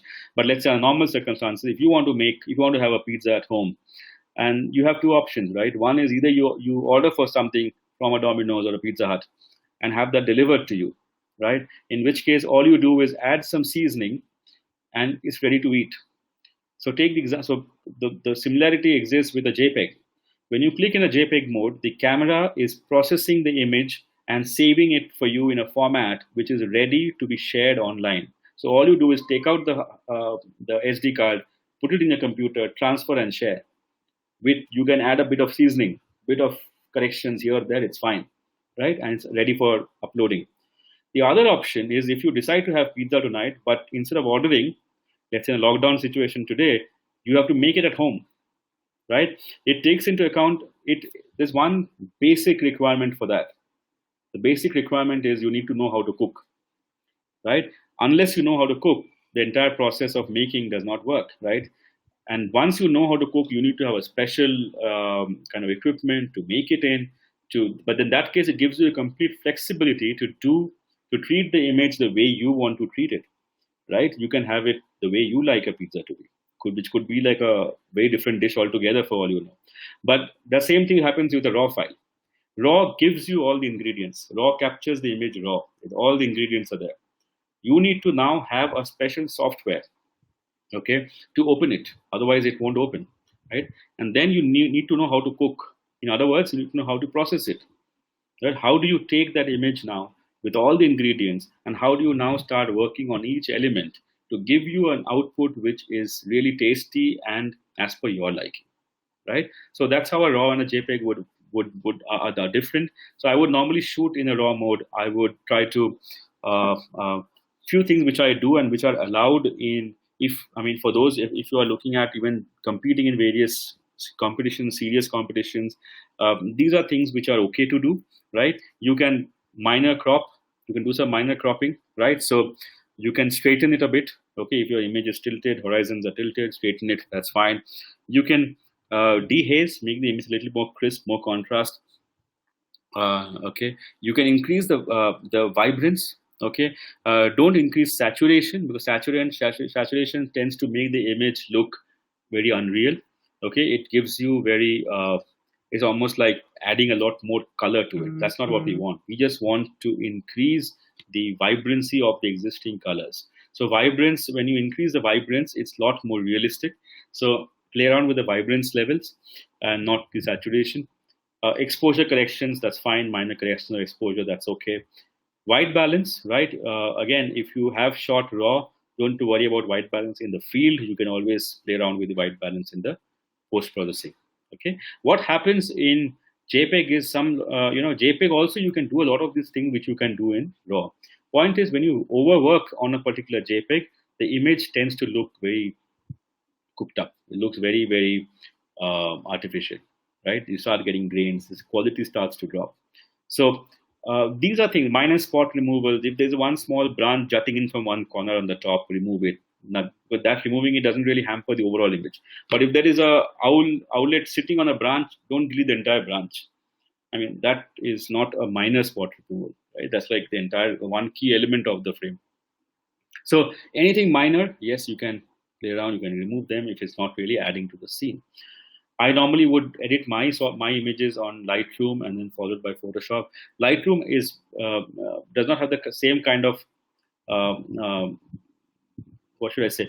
There is while I edit, there's a lot of debate, a lot of people with views who say that we should not edit images, right? We should not edit a particular image, and it should be just the way we shot it, right? The point here is, when you are shooting a particular JPEG, right, you are already editing it in the camera. When the camera saves it as a JPEG form, it is already eliminating certain details and giving you a prepared, ready-to-eat food kind of an image, which you can just ready to post, right? So it's already processed in that sense. Okay. So and what also happens, a lot of you will agree that what you see is not all the time that gets captured in your photograph. So a bit of editing is allowed. What is not allowed is manipulating a particular image. So removing a branch which is on which a particular bird is sitting, that is manipulating it. You want to add any other elements, that's not allowed, right?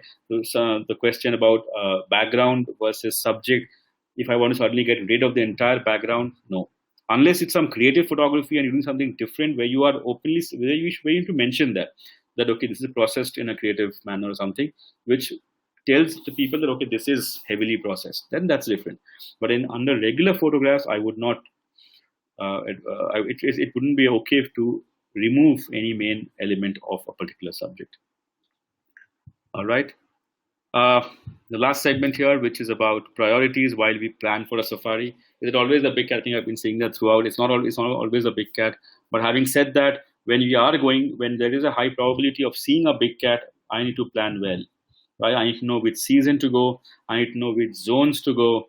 I need to understand which the team that I work with. Okay, so I think that's where going with a group, going with a company or a group which is doing this makes more sense, because there is a certain amount of contact and understanding that already exists, right?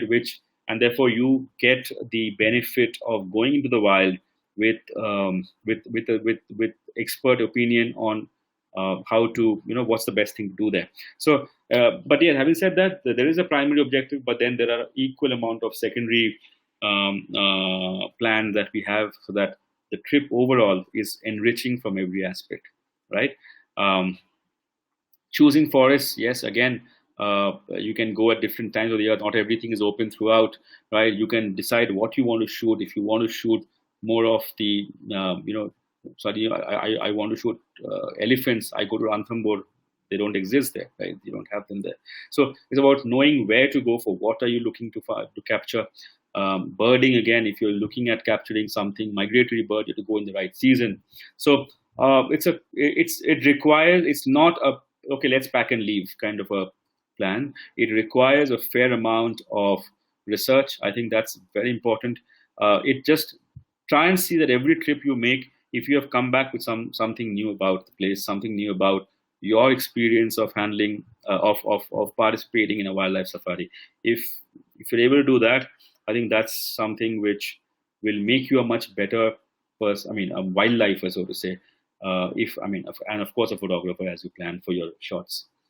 How important are guides and drivers? Extremely important, because it's important that we don't just have guides a good driver is one which will, who will, for him the work does not stop after he drops you all off.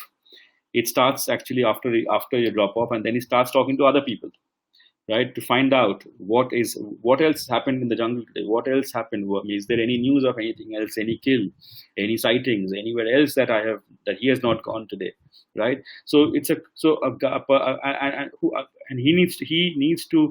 he and she, a lot of places where we have ladies who are guides as well, which and they will in turn have a lot more work to do in order to. So there's a lot of communication that needs to happen. There's a lot of excitement and the passion to drive and to show the visitors to the forest the best of the forest. Right, so extremely important. It's important to therefore, for a lot of you, if you all are doing, and that's something which we try to do in our trips, is that when we are doing, let's say, 5 or 6 safaris at a go, I would try to have a common factor of a guide, but not all the time can you control the driver being allocated, because the drivers are on a rotation kind of a number system that works. So they may not be the same guy who takes you every time, but at least if you can fix the guide who can come with you for every safari, there is a certain continuity that is maintained, right? And you also therefore get to learn a lot more, because every day is something new. He or she knows what's happened previously and therefore pushes for something different, right? So that's extremely an important part of your safari process.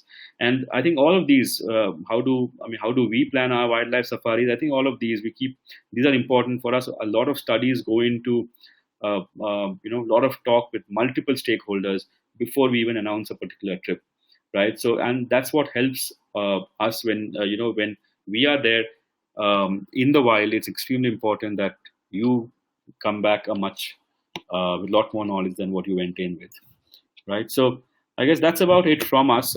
From me, for as far as my presentation is concerned. Okay, I look forward to hopefully meeting a lot of you sometime during one of the tours or some of the tours that we do in future once things stabilize. You can always follow me at Avishek Roy Photography on Insta. Yeah, I guess that's about it. I guess just stay safe, take care of yourself, and I hope this lockdown gets over soon and it's no longer a virtual trip to the wild, it's actually a real one. So thank you all for listening in today. Yeah, Any questions? couple of minutes, so we have some question if you want to take. Yeah, please. Actually, we have a lot of questions, but Okay. Rajesh, you can take over as a presenter. So one of the question is, let me go over. Can you explain how to take limelight effect, low key image and a high key image? Like this one, you had answered it partially, but limelight effect is something which you can explain, and maybe you can do it quickly so that we can cover as many as we can. Limelight effect, not very sure. Low key or high key, I think, is what I was speaking about. Okay. I will need to check that up. Limelight effect. We have Darshan Sharma. Your shots are iconic, playing with lights. How to create the magic without speed light? That again, How to create magic in the sense? Sorry. without flash, without a speed light. Sorry, I'm not getting that last bit. How to take such pictures without flash? Oh, without flash. Oh, yes, of course. I think I should have. Good, you brought it up, because I should have mentioned it. It's a strict no, strict no to use flash in the wild. Okay, anyone who is shooting with a DSLR and is shooting on an auto mode, please don't shoot auto mode. Okay, because what happens in auto mode in the camera is it automatically pops up the flash, and that is something which can actually it's harmful for the animals, and it's something which is absolutely not allowed. So if you are not sure of the camera settings, instead of an auto mode, shoot in the P mode, which is the program mode. So in the program mode, what happens is it's almost an auto mode, just that you have 2 additional controls which you can now do. In auto mode, you can't do any controlling. Please don't close the flash with your hand and click, because then your camera will go for a toss. So in a P mode, you have the option of switching on or switching off um, the flash. So therefore, obviously keep it off. And ISO is something else which you can control in the program mode. So advisable. So none of the shots that you've seen have used flash at all, right? So and please do not do any flash photography in the forest. Okay. The question is from Divya Pradhan. Avishek ji, can you suggest me the best lens for my Sony A7R to shoot tigers? Okay. Sorry, I didn't get the name. Divya.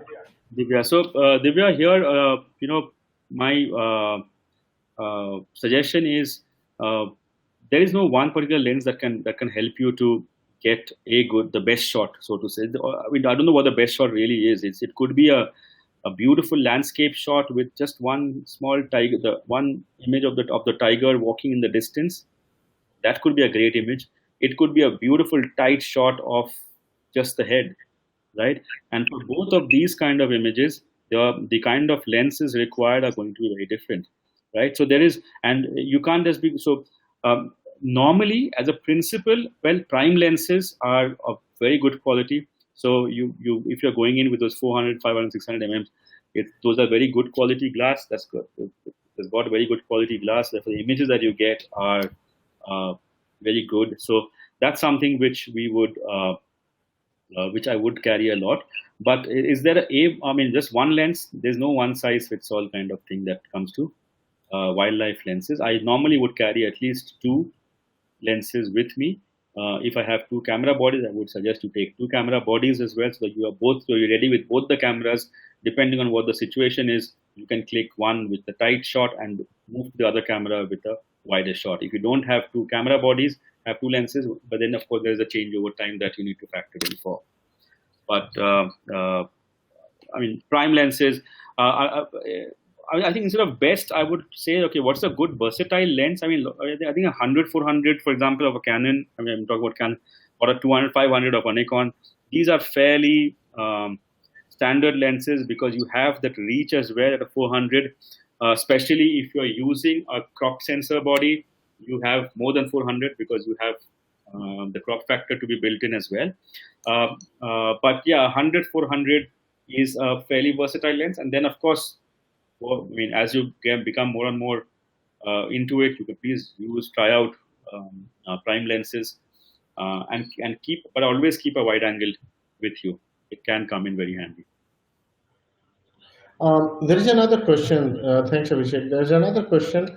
Is there any park which is friendly for new people? Like maybe in other terms, where is the sighting possibility is the highest for big cats? No, okay. For me, it would be I don't know. Just to name one forest, it's a little unfair because it's unpredictable at all times. It's not like anything is confirmed that if you go here, you will see, right? You can at best. If for you a big cat is what you are aiming for, then of course, like the more warmer months of the year is probably a good time. Having said that, any particular forest, no, I don't think that can get you a confirmed result. That if I go to this forest in this month, I will see it for sure. It doesn't work. It doesn't happen that way. So, or rather, it happens the other way as well. You go to any forest and the timing and everything is good, you might get to see plenty. So yeah, so that's how. Some of the forests which I love shooting, I can tell you that I have. Ranthambore is one of my favorite forests that I just love the place. I love Bandipur a lot. Because it's very close from Bangalore, where I am, and it's something which Bandipur, Kabini, that entire Nagarhole belt. That's something which something I'm quite regular there. I love Tadoba as well, though it's become extremely popular. What I am trying to push people to do is look to go beyond the popular parks. These are what I've named for you are the very popular parks. But then when you do a Pench, okay, you do or a Panna, right? So we are looking at not the most high profile, so to say, parks, okay, which have got a lot of people traveling and all that.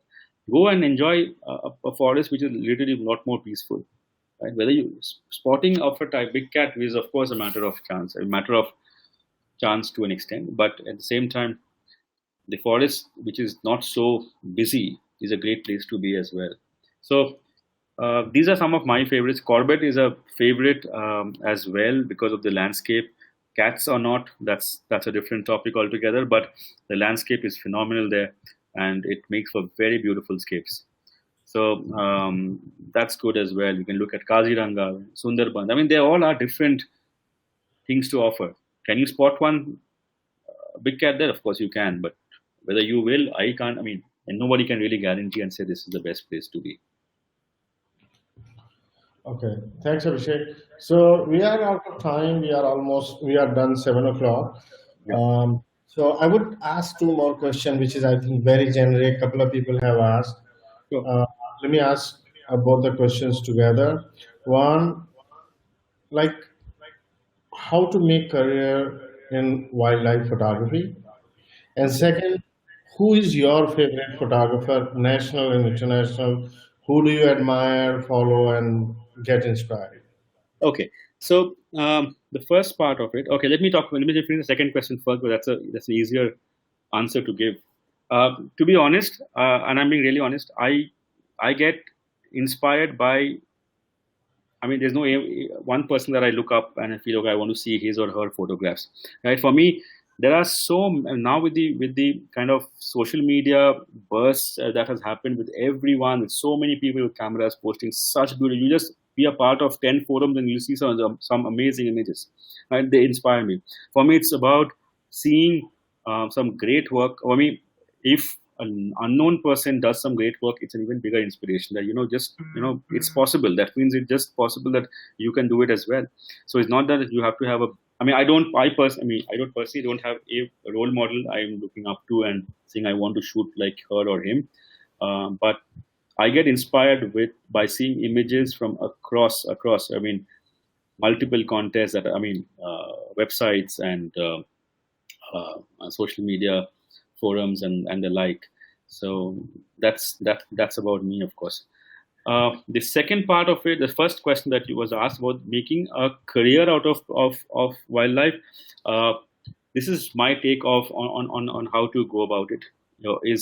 It never really starts off. I mean, if I were to start doing this saying that I need to make money, right, it's a wrong start. I feel it's not the right way to start off, right? It somewhere the core of it needs to be that love for doing something in the wild, right? I mean, there are many other photography professions which are probably different. I'm not talking about that. I'm talking about wildlife per se. For to get into some serious wildlife photography, and it first is to have that love for it. First is to feel that I mean, this is something which really gives me a lot of. I have a lot of passion for it. It gives me a lot of high if I do something like this, and I would say use and support it with whatever else you are doing in terms of your job, which gives you a steady income, right? So that's so while you so that gets your trips and your passion is funded initially with all these. Take your time to build a portfolio. Take your time to get basics, fundamentals, exposure to various places. Get time to grow that. Consolidate all of that, right? And you will see over a period of time there will be a calling. There will be somewhere where you might feel that no, I think this is what I want to do, and probably that's where you're going to you might take a plunge and say, okay, listen, I think I can do it I can contribute a lot more to other people's learnings and therefore turn it into a profession. It's very, very difficult to really because this competition is extremely high. A lot of people doing this. So, but yeah, that's how I would think. It's more about your own passion about this play, about the wild, and that needs to grow into some seriousness level has to go up that much before you think that yes, I want to go into it full time and not do any other job, right? So that's what is my recommendation. But build up a portfolio, build up some seriously good work. Yeah.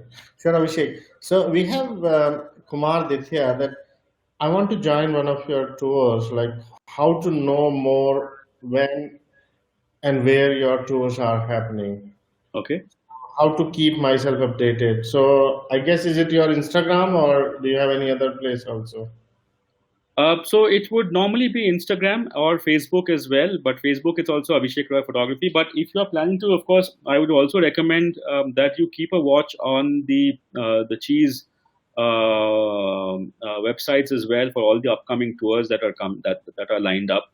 So there are many things that will be planned. I mean, there was things planned, but we had to stop it for this situation that we are in. But we will come back. So of course, keep a watch there. There'll be a lot of, if you want to all please join in, follow on Instagram, and you'll get to see upcoming trips there as well. Um, and I'm flooded with the questions. Unfortunately, we won't be able to take this. Seriously the last question. Uh, I wanted to buy Sigma 150-600 Mm. to do the wildlife. Mm. And so, is that the range is good enough for wildlife to do the? Is the range good? Yes, it is. Okay, it is. So see, 150 600 in terms of focal length and reach, of course it's a good one, because you have a 150 at the lower end, which gives you a wider shot, and you have a 600 which can go really close.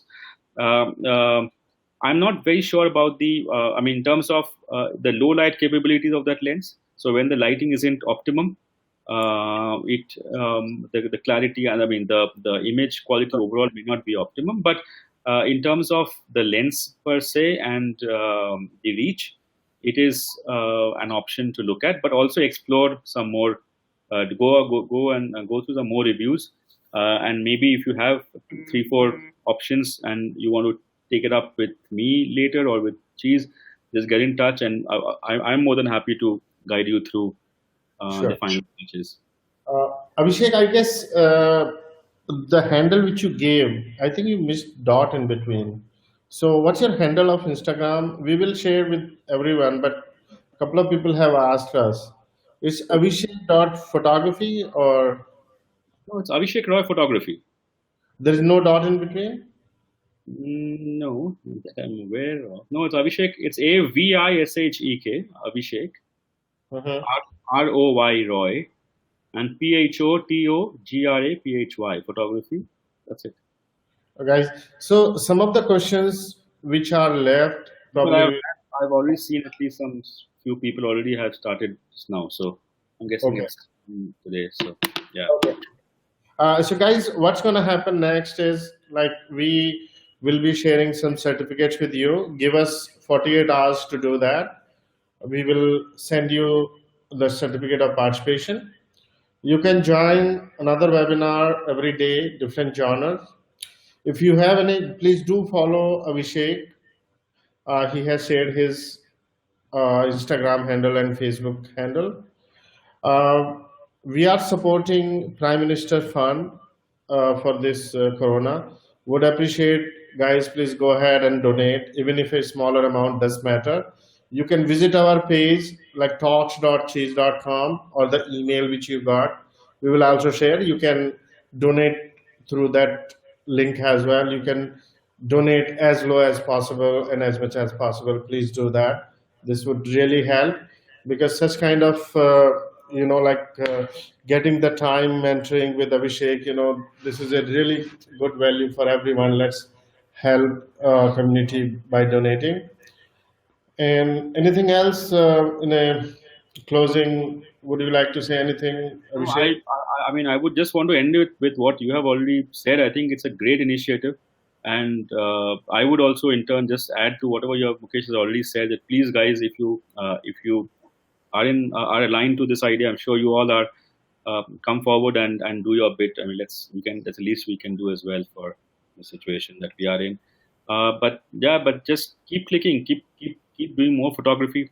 I hope to see your work. I mean, connect with me.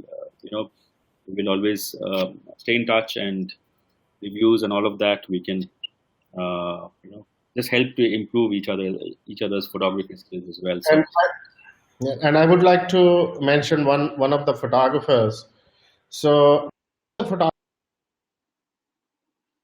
he wheelchair, and he got developed his interest in birding, and he started taking picture from his windows. And we did publish in our magazine the amazing pictures, because the guy, he was unfortunately not able to move, go to jungle, but I guess we can try that, take, because now, because of the pollution, because there is no pollution these days, I can also see that a lot of birds around, the sky is clear. So guys, apart from having so much of negativity is happening, a lot of positive things which are also coming up.